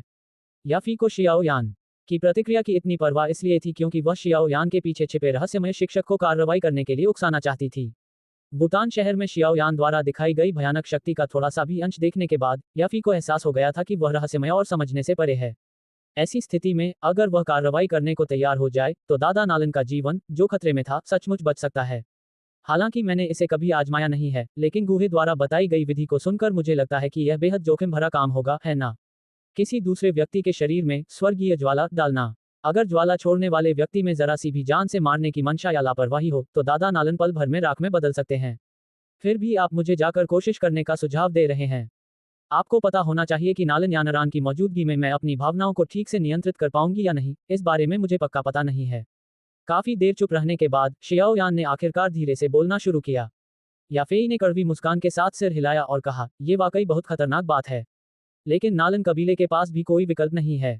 अगर वे ये जोखिम उठाने की हिम्मत भी नहीं करते तो दादा नालन के लिए शायद वाकई कोई उम्मीद नहीं बचेगी। क्या आप जाकर कोशिश करना चाहेंगे? जब याफेई ने शियाओ यान को देखा तो उसकी आंखों में खुशी झलक उठी। अगर शियाओ यान मान जाता तो संभवतः उसके पीछे छिपा रहस्यमय शिक्षक दादा नालन को बचाने के लिए खुद कुछ न भी करे, लेकिन कम से कम गुपचुप तरीके से कुछ सुझाव जरूर देगा। अगर ऐसा हुआ तो दादा नालन के ठीक होने की संभावना काफी बढ़ जाएगी। मुझे वह 7 जादुई हरी आत्मा की लार हासिल करनी ही है।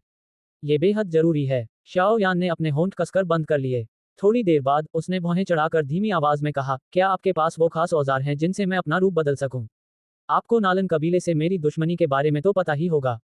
अगर उन्हें मेरी पहचान पता चल गई तो मुझे डर है कि वे मुझे दादा नालन पर इतना खतरनाक जहर निकालने का ऑपरेशन करने की इजाजत बिल्कुल नहीं देंगे।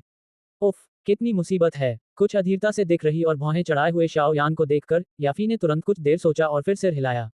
मुस्कुराते हुए उसने कहा, चेहरे के भाव बदलने के लिए जरूरी विशेष वस्तुएं भले ही बहुत दुर्लभ हों, लेकिन हमारे नीलामी घर में एक बची हुई है। इतना कहते हुए उसने एक नौकरानी को इशारा किया और उसके कान में कुछ फुसफुसाया। यानफी का आदेश सुनकर नौकरानी ने आदरपूर्वक सिर हिलाया और तुरंत बाहर निकल गई। कुछ मिनट बाद वह एक सुंदर लकड़ी का बक्सा लिए हुए तेजी से कदमों से अंदर आई। फिर उसने उसे मेज पर रख दिया। शाओ यान को वह खूबसूरत लकड़ी का बक्सा मिला और उसने धीरे से उसे खोला। तुरंत ही उसमें से एक पतला मुखौटा निकला जो देखने में इंसानी त्वचा जैसा लग रहा था। मन में थोड़ी जिज्ञासा लिए शाओ यान ने अपनी उंगली से उसे धीरे से छुआ और हथेली पर रख लिया। जहां वह मुखौटा उसकी हथेली में समाया, वह जगह बिल्कुल ठंडी थी। वह इतना पतला था जैसे टिड्डे के पंख हों, मानो वह था ही नहीं। इसे बर्फीले पहाड़ के रेशम के कीड़े से प्राप्त बर्फीले रेशम से बनाया गया है। एक कुशल कारीगर द्वारा तराशने के बाद इस पर मानव चेहरे की आकृति की रूपरेखा तैयार की गई है। जब तक आप इसे अपने चेहरे पर ओढ़ेंगे, यह आपके चेहरे की विशेषताओं को छुपाने में सक्षम होगा। याफेई मुस्कुराई और बोली, ये बर्फ रेशम का मुखौटा हमारे प्राथमिक नीलामी घर की एक उच्च श्रेणी की वस्तु है। अगर हम इसे बाहर ले जाकर बेचें तो इसकी कीमत कम से कम 3 लाख सोने के सिक्के होगी। इस बार मैं इसे आपको मुफ्त में दे रही हूँ। आपको मुझे मना करने की जल्दी नहीं है। अगर आप सच में दादा नालन को ठीक कर देते हैं तो हमारे प्राथमिक नीलामी घर को जो लाभ होगा वह इन 3 लाख सोने के सिक्कों से कहीं अधिक होगा। इसे हमारा गुप्त निवेश समझें। ये सुनकर जियाओ यान कुछ पल सोच में पड़ गया और फिर हल्के से सिर हिलाया। उसने मना करने के लिए कुछ नहीं कहा। सिर उठाकर उसने हाथ से बर्फीले रेशम के आटे को खोला और धीरे से अपने चेहरे पर चिपका लिया। तुरंत ही एक बर्फीली ठंडक धीरे धीरे उसकी त्वचा से रिसकर उसके शरीर में समा गई। जियाओ यान को हल्का सा एहसास भी हुआ कि इस समय उसके चेहरे के हाव भाव भी कांपने लगे थे। एक तरफ खड़ी या फेई ने धीरे धीरे सामान्य होते जा रहे चेहरे को निहारा। उसने अपने होंठ सिकोड़े और हल्की सी मुस्कान के साथ एक क्रिस्टल दर्पण निकाला। उसे शियाओ यान के सामने रखते हुए उसने मुस्कुराते हुए कहा, इसका असर काफी अच्छा है ना? आंखें खोलते ही शियाओ यान ने अपना साधारण चेहरा देखा जो पहले जैसा बिल्कुल नहीं था। वह कुछ पल के लिए असमंजस में पड़ गया। फिर तुरंत ही उसने कुछ जिज्ञासा के साथ संतुष्टि से सिर हिलाया। हालांकि शक्तिशाली लोग एक दूसरे की पहचान करने के लिए दूसरे पक्ष की ऊर्जा पर निर्भर करते हैं, लेकिन आपका नालन कबीले से बहुत कम संपर्क रहा है। उस समय नालन यानरान जल्दबाजी में चली गई थी। 3 साल बाद उसके लिए आपकी ऊर्जा को पहचानना संभव नहीं होगा। इसलिए इस बर्फीले रेशम के मुखौटे के साथ जब तक आपकी बारीकी से जांच न की जाए, आपकी पहचान का पता लगाना मुश्किल होगा। याफी ने मुस्कुराते हुए कहा। शाओ यान ने सिर हिलाया। उसने धीरे धीरे अपने चेहरे पर हाथ फेरा, जो बर्फीले रेशम के मुखौटे से ढका हुआ था। कुछ देर बाद उसने आलस्य से कहा, तो मैं जाकर कोशिश करता हूँ। अगर मैं उसके शरीर से जहर निकालने में मदद कर सका तो मैं पूरी कोशिश करूंगा। हालांकि मैंने पहले भी कहा है, ये बेहद खतरनाक काम है। अगर जरा भी मेरी भावनाएं नियंत्रण से बाहर हो गईं और मेरा हाथ कांप उठा, तो उस बूढ़े को राख में बदलने की जिम्मेदारी मेरी नहीं होगी। अंतिम वाक्य सुनकर याफेई ने बेबसी से अपना सिर हिलाया। उसने कहा, मैं तुम्हारे लिए सिफारिशी पत्र लिखने में मदद करूंगी। जब तुम बाद में नालन कबीले जाओगे तो ये पत्र कुछ सख्त जांचों में मदद करेगा। जी हाँ, मैं आपको परेशान कर दूंगी। जियाओ यान मुस्कुराए और सिर हिलाया। याफेई मुड़ी और एक बेहद खूबसूरत कागज निकाला। स्याही वाले पेन को हाथ में थामे वह थोड़ा झुकी। उसका शरीर एक आकर्षक वक्र में सिमटा हुआ था और उसका सुंदर चेहरा गंभीरता से धीरे धीरे कागज पर लिख रहा था। थोड़ी देर बाद उसने एक गहरी सांस ली और सिफारिश पत्र को ठीक से मोड़कर शियाओ यान को दे दिया। मुस्कुराते हुए उसने कहा, शियाओ यान दीदी, मुझे शर्मिंदा मत करना। मैं पहली बार किसी की सिफारिश कर रही हूँ। उम्मीद है। शाओ यान मुस्कुराते हुए कोई निश्चित जवाब नहीं दे पाया। उसने सिफारिश पत्र लिया और याफी से मुस्कुराते हुए कहा, मैंने आपको परेशान किया। बाकी की बातें मुझ पर छोड़ दीजिए। जी हाँ, नीलामी घर में बहुत से लोग नजर रख रहे हैं। आपकी पहचान गुप्त रखने के लिए मैं आपको स्वयं छोड़ने नहीं आऊंगी। अगर आपको किसी भी तरह की मदद की जरूरत हो तो आप बेझिझक प्राइमर नीलामी घर आकर मुझसे मिल सकते हैं। मैं आपकी हर संभव मदद करूंगी। याफेई ने मुस्कुराते हुए कहा। शाओ यान मुस्कुराया और सिर हिलाया। उसने बिना किसी झिझक के बगल में खड़े हाइबोडोन को हाथ हिलाकर इशारा किया। इसके बाद वह आगे आगे चलने लगा और दरवाजे की ओर चल पड़ा। छोटी बच्ची, अगर वो निकम्मा प्रधानमंत्री तेंगशान मेरे बारे में पूछे तो उसे कहना कि जब मुझे समय मिलेगा मैं उससे मिलने आऊंगा। उसे कहना कि वो पागलों जैसी हरकतें न करे और मेरी तलाश में इधर उधर न भटके। हाइबोडोंग आलस से खड़ा हुआ, बगल में खड़ी याफी की तरफ देखा और बेपरवाही से बोला, ओह जी हाँ महाराज। ये शब्द सुनकर याफेई असमंजस में पड़ गई। तुरंत ही उसने कड़वी मुस्कान के साथ सिर हिलाया। इससे पहले कि वह प्रथम बुजुर्ग के साथ दूसरे पक्ष के रिश्ते को पूरी तरह समझ पाती, वह केवल आज्ञाकारी ढंग से जवाब दे सकी। दरवाजे से ओझल होते दोनों चेहरों को देखते हुए याफी कुछ पल सोचती रही। फिर वह दूसरे दरवाजे से बाहर निकल गई। प्राइमा ऑक्शन हाउस में एक डोहुआन का आना बड़ी बात थी और उसे कबीले के अंदरूनी अधिकारियों को इसकी सूचना देनी थी। बेशक, सूचना देने के अलावा वह स्वाभाविक रूप से लेई ओ और लेई लेई के बारे में खूब शिकायतें भी करेगी। प्राइमा ऑक्शन हाउस के द्वार पर शियाओ यान सड़क के चौराहे पर खड़ा था। लोगों की आवाजाही को देखते हुए उसने धीरे से आह भरी। उसने अपना सिर उठाया और शहर के केंद्र की ओर देखा। उस स्थान पर जियामा साम्राज्य के 3 सबसे बड़े कुलों में से एक नालन कुल स्थित था। चलो चलें, शियाओ यान ने अपने दोनों हाथ आस्तीनों में डाले और धीरे से कहा। तुरंत ही उसका चेहरा शांत हो गया और वह धीरे धीरे उस विशाल कबीले की ओर चल पड़ा जो कभी उसका दूसरा घर हुआ करता था। जियामा साम्राज्य और 2 अन्य विशाल साम्राज्यों की सीमा पर एक प्रसिद्ध प्राचीन अकादमी स्थित थी।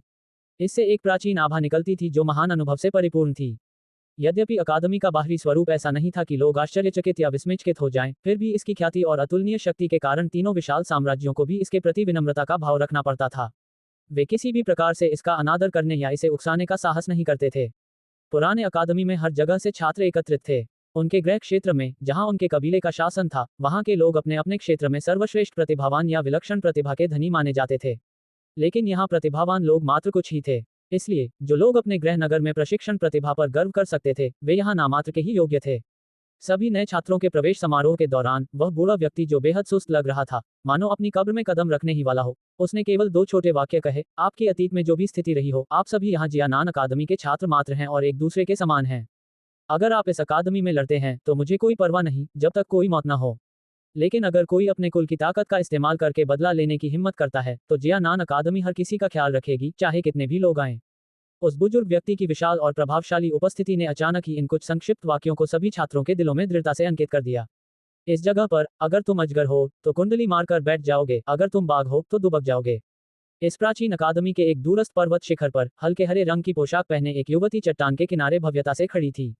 उसके सामने से आती हल्की हवा उसके कमर तक लंबे काले बालों को लहरा रही थी, जो हवा में धीरे धीरे झूम रहे थे। उसकी स्कर्ट का कोना हवा में से गुजरते ही युवती के सुडौल शरीर की झलक दिखाई दे रही थी। युवती की निगाहें शांत भाव से दूर पूर्व दिशा के आकाश को निहार रही थीं। वह चुप थी और कुछ नहीं बोल रही थी, ठीक उसी तरह जैसे कोई निर्मल कमल पूरी तरह निर्मल हो। काफी देर तक चुप रहने के बाद उस युवती ने अचानक अपना मुंह खोला। उसकी अलौकिक मधुर आवाज ने लोगों के मन को एक विचित्र अनुभूति से भर दिया। बाहर आओ। जैसे ही युवती की आवाज धीमी हुई, अचानक और अजीब तरह से एक हरे रंग की परछाई युवती के पीछे एक बड़े पेड़ से प्रकट हुई। परछाई ने आदरपूर्वक युवती को देखा, जिसकी पीठ उसकी ओर थी। जमीन पर घुटने टेककर उसने आदरपूर्वक कहा, महामहिम। युवती धीरे से मुड़ी और उसके चेहरे का एक बेहद खूबसूरत और बेजोड़ हिस्सा सामने आया। दरअसल ये शुन एर ही थी जिसने जियानान अकादमी में प्रवेश लिया था। महामहिम, युवा स्वामी शियाओ यान जियामा साम्राज्य की राजधानी पहुंच गए हैं। संपर्क सेवा की शर्तें आकाश में युद्ध। सी 280 अध्याय 280 गुप्त रूप से छिपना और सुरक्षा करना। हरे भरे पहाड़ की चोटी पर युवती ने धीरे से अपना शरीर घुमाया। वह एक घुटना जमीन पर रखकर हरे रंग की परछाई को निहारने लगी। कुछ देर बाद उसके सुंदर चेहरे पर हल्की सी मुस्कान आ गई। उसने धीरे से कहा, 1 साल से ज्यादा हो गया। शियाओ यान गेगे आखिरकार उस जगह पहुंच ही गई। टीएल गेगे का अर्थ है बड़ा भाई, अधिक घनिष्ठ। उस युवती के कोमल और सुंदर चेहरे को निहारते हुए हरे रंग की परछाई ने समझदारी से चुप रहना ही बेहतर समझा। उसने काफी देर तक इंतजार किया, फिर उसकी नजरें दोबारा उस पर टिकीं। तभी उसने धीरे धीरे और रूखेपन से उन अनुभवों के बारे में बताना शुरू किया जो शियाओ यान को इस दौरान हुए थे। चट्टान के किनारे खड़ी शुनेर चुपचाप परछाई के मुख से निकली कई मार्मिक बातों को सुन रही थी। जब उसने सुना कि दो हुआंग से लड़ने के बाद शियाओ यान गंभीर रूप से घायल हो गई है, तो उसकी शांत निर्मल आंखों में दुख और आश्चर्य की झलक दिखाई दी। स्नेक स्पिरिट रैंक वाले लुई मान, 8 पंखों वाले काले सर्प सम्राट, स्वर्ग सर्प वंश के सदस्य इन कुछ वर्षों में वाकई बहुत दबंग हो गए हैं। शुनेर ने अपने लंबे कोमल हाथ से अपने सिर के ऊपर से गिरे एक पत्ते को धीरे से उठाया और उदासीनता से कहा। उसके शब्दों में भले ही कोई भाव न हो, लेकिन उनमें एक ठंडक छिपी हुई थी। लुई मान और 8 पंखों वाले काले सर्प सम्राट ने चाहे जो भी कारण अपनाया हो, उन्होंने लगभग शियाओ यान को गंभीर रूप से घायल कर दिया था और उसकी जान ले ली थी।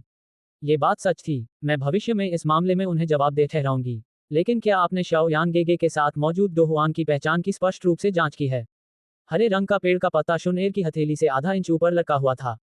वह धीरे धीरे उसे घुमा रही थी, कभी मोड़ रही थी तो कभी मरोड़ रही थी। उसने जमीन पर घुटने टेके हुए साए पर नजर डाली और भौहें थोड़ी सी ऊपर उठाते हुए कहा। जांच के बाद पता चला है कि उस व्यक्ति का नाम हाइबो डोंग है। वह कभी जियामा साम्राज्य के 10 शक्तिशाली योद्धाओं में से एक था और उसे हिम सम्राट कहा जाता था। उसकी शक्ति लगभग 2 हुआंग वर्ग के बराबर है और वह हिम प्रकार की 2 चीमें पारंगत है।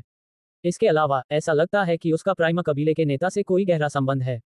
10 साल पहले रानी मेडुसा ने उसे टैगर रेगिस्तान में सील कर दिया था। उसके बाद से वह रेगिस्तान शहर में एकांत में रह रहा था, जब तक कि कुछ समय पहले युवा स्वामी शियाओ यान ने उससे मुलाकात नहीं की और सील हटाने में उसकी मदद नहीं की। उसके बाद से वह युवा स्वामी शियाओ यान के साथ ही रहता है। उसका मकसद मुझे अभी तक पूरी तरह से समझ नहीं आया है, हरे रंग की परछाई ने आदरपूर्वक कहा। उसके मकसद के बारे में अनिश्चित। युवती की भौहें हल्के से सिकुड़ी हुई थीं। वह इस सतही जवाब से कुछ असंतुष्ट प्रतीत हो रही थी। चाहे कुछ भी हो जाए, जब तक वह व्यक्ति उससे जुड़ा होता, वह तुरंत एक ऐसे भेड़िए में बदल जाती जो अपने बच्चे की रक्षा कर रहा हो, अत्यंत संवेदनशील और सतर्क हो जाती। वह शियाओ यान के पास इतने बड़े और अज्ञात खतरे को टिक टिक करते टाइम बम की तरह मंडराते रहने नहीं देती। माफ कीजिए महोदया, आपको ये भी पता होना चाहिए कि शियाओ यान के शरीर में एक रहस्यमय शक्तिशाली व्यक्ति की आत्मा है। अभी तक हमें उसके बारे में कोई जानकारी नहीं है, लेकिन ऐसा लगता है कि वह हमें अच्छी तरह समझता है। जिस समय लिंगशी ने युवा स्वामी शियाओ यान का पीछा किया, उस दौरान उसने खुद को पूरी तरह छिपा लिया होगा, लेकिन लिंगशी द्वारा भेजी गई जानकारी के अनुसार उस रहस्यमय शक्तिशाली व्यक्ति ने शियाओ यान की गुप्त रूप से रक्षा करते हुए उसकी उपस्थिति का पता लगा लिया था। बस दूसरी तरफ से कोई और कार्रवाई नहीं हुई। मुझे लगता है कि उसने लिंगशी के इरादे को भांप लिया होगा। हरे रंग की परछाई ने कड़वी मुस्कान के साथ कहा। क्या उस व्यक्ति को लिंगशी की मौजूदगी का भी पता चल गया था? ये सुनकर शुनेर की चमकदार आंखों में हैरानी झलक उठी। उसने धीरे से कहा, आखिर उस व्यक्ति की पहचान क्या है? यहाँ तक कि लिंगशी भी। अगर शियाओ यान गेगे को दूसरों द्वारा उसकी जांच पड़ताल करना पसंद न होता, तो मैं उस रहस्यमय व्यक्ति की पहचान का पता जरूर लगा लेती। उसके पास इतनी शक्ति है, तो मुझे लगता है कि वह अतीत में कोई अनजान व्यक्ति नहीं रहा होगा। यद्यपि उस रहस्यमय व्यक्ति को लिंगशी की उपस्थिति का पता चल गया था, सौभाग्यवश उसने युवा स्वामी शियाओ यान को इसकी सूचना नहीं दी। इसलिए युवा स्वामी शियाओ यान को यह नहीं पता कि जब से उन्होंने भूटान शहर छोड़ा है, युवा मालकिन ने गुप्त रूप से उनकी सुरक्षा के लिए लोगों को भेजा है। हालांकि इस तरह से वह युवा मालकिन की अच्छी योजना को भांप नहीं पाएंगे, हरे रंग की परछाई ने मुस्कुराते हुए कहा। हालांकि इससे पहले कि वह अपनी पूरी बात कह पाता, थोड़ी शर्मिंदा शुनएर ने अपनी हथेली पर मौजूद पत्ते को फेंककर उसे रोक दिया। शुनएर के कुछ हद तक चिकने लाल रंग के सुंदर चेहरे को देखकर हरे रंग की परछाई ने समझदारी से आगे बोलना बंद कर दिया। याद रखना, इस मामले के बारे में शियाओ यांगेगे को पता नहीं चलना चाहिए। मैं नहीं चाहती कि वो ये कहें कि मैंने किसी को उनके पीछे लगाया है और उन पर नजर रखने के लिए भेजा है। उन्हें ये सब बातें पसंद नहीं आती। सुंदर चेहरे पर आई शर्मिंदगी भरी लालिमा धीरे धीरे गायब हो गई और शुनैर ने तुरंत सख्ती से याद दिलाया। हाँ, हरे रंग की परछाई को शुनैर के मन में बसी। बच्ची जैसी सोच का पूरा अंदाजा था। उसने तुरंत आदरपूर्वक सिर हिलाकर हाँ में जवाब दिया। साथ ही उसके मन में थोड़ी उदासी भी थी।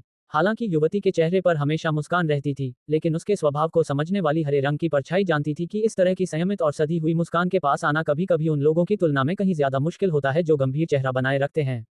शुनैर की खूबसूरती और असाधारण प्रशिक्षण प्रतिभा के कारण जियानान अकादमी में आने के बाद से 1 वर्ष के भीतर अनगिनत प्रतिभाशाली पुरुष उसके प्रति आकर्षित हो चुके थे।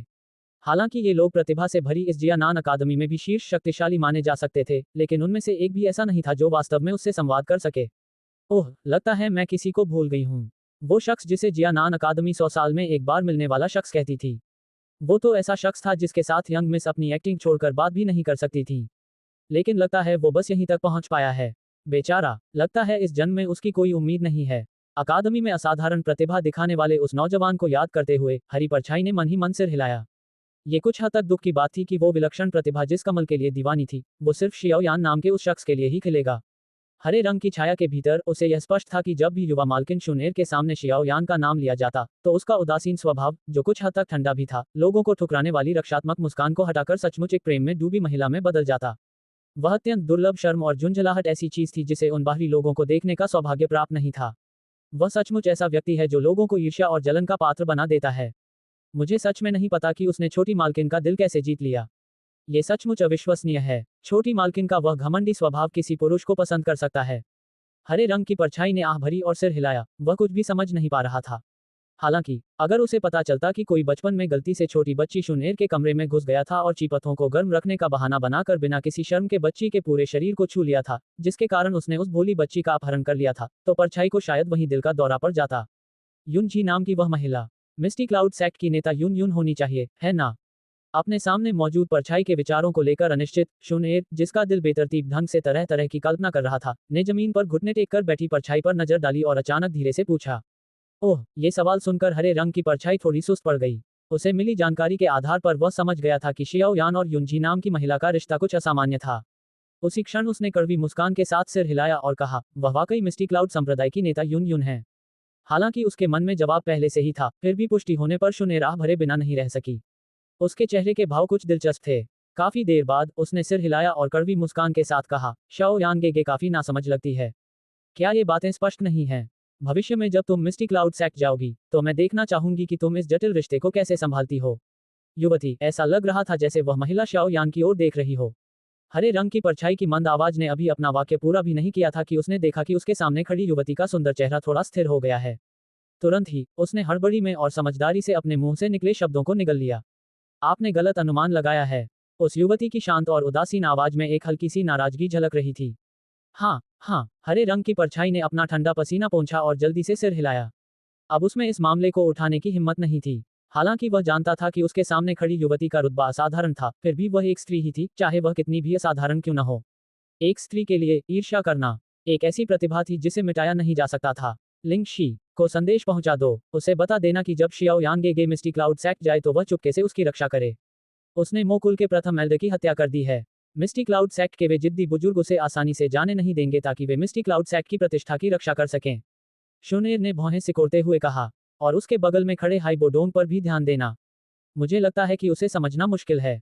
अगर हालात में कोई बदलाव आए तो लिंगशी को बता देना। इतना कहने के बाद शुनैर के कोमल हाथ ने धीरे से उसके सामने हवा में हाथ हिलाया। उसके सुंदर चेहरे पर एक डरावना, ठंडा और सख्त भाव था। हाँ, स्थिति को देखते हुए हरे रंग की परछाई ने आदरपूर्वक सिर हिलाया। बिल्कुल सही, आपके कहे अनुसार शियाओ यांगेगे की तरफ वाली 7 रंगों का स्वर्ग निगलने वाला अजगर रानी मेडुसा होनी चाहिए, है ना? शुनैर ने अपने कोमल हाथ से माथे के काले बालों को हटाते हुए कहा। हाँ, लेकिन वर्तमान में रानी मेडुसा 7 रंगों वाले आकाश को निगलने वाले अजगर की आत्मा के वश में प्रतीत होती है। यदि वह इसे पुनः नियंत्रित करना चाहती है, तो उसे शायद कुछ और समय तक प्रतीक्षा करनी होगी। हालांकि एक बार जब रानी मेडुसा 7 रंगों वाले आकाश को निगलने वाले अजगर के शरीर को नियंत्रित कर लेगी तो वह छलांग लगाकर एक दो झोंक बन जाएगी। जब वह समय आएगा तो अगर वह शियाओ यान को मारना चाहेगी तो थोड़ी परेशानी होगी। हरे रंग की परछाई ने अपने विचार व्यक्त किए। उफ, मुझे उम्मीद नहीं थी कि शियाओ यान गेगे के शरीर पर इतने सारे भयानक बम लगे होंगे। कितनी सिरदर्द वाली बात है। शूनेर ने बेबसी से अपना सिर हिलाया और अपना साफ माथा रगड़ा। कुछ देर सोचने के बाद उसने कहा, इस दौरान रानी मेडुसा 7 रंग के स्वर्ग को निगलने वाले अजगर के शरीर को नियंत्रित नहीं कर पाएगी। भविष्य में जब शियाओ यान गेगे जियानान अकादमी पहुंचेगा तब हम इन सभी समस्याओं को सुलझाने के तरीके सोचेंगे। हाँ ठीक है, अब आपको जियानान अकादमी छोड़ देनी चाहिए। यहाँ ज्यादा देर मत रुकना। अगर पकड़े गए तो उस बदतमीज और अविवेकी बूढ़े प्रधानाध्यापक के चंगुल में फंस जाएंगे। सभी आदेशों के बाद शुनेर ने हाथ हिलाकर याद दिलाया। के उस बूढ़े की ताकत तो बहुत ज्यादा है। अगर हम आमने सामने आए तो मैं थोड़ा कमजोर पड़ जाऊंगा, लेकिन अगर छिपने की बात हो तो मुझे पूरा भरोसा है। हरे रंग की परछाई मुस्कुराई और सिर हिलाया। उसने एक बार फिर शुनेर को आदरपूर्वक प्रणाम किया और फिर मुड़कर छलांग लगा दी। वह सचमुच बगल वाले पेड़ में समा गया। पेड़ थोड़ा सा हिला और तुरंत शांत हो गया। गायब हो चुकी परछाई को देखते हुए शुनेर ने धीरे से अपना शरीर घुमाया। उसने चट्टान को घेरे हुए बादल को देखा। कुछ क्षण बाद वह मुस्कुराई। उसकी मुस्कान बेहद खूबसूरत थी। शाओ यान, तुम कमाल हो। इस 1 साल में तुम्हारी तरक्की देखकर शुनेर भी हैरान है। मिस्टी क्लाउड सेक्ट के बाद तुम्हें जियानान अकादमी आना चाहिए था। शुनेर यहाँ काफी अकेलापन महसूस कर रही है।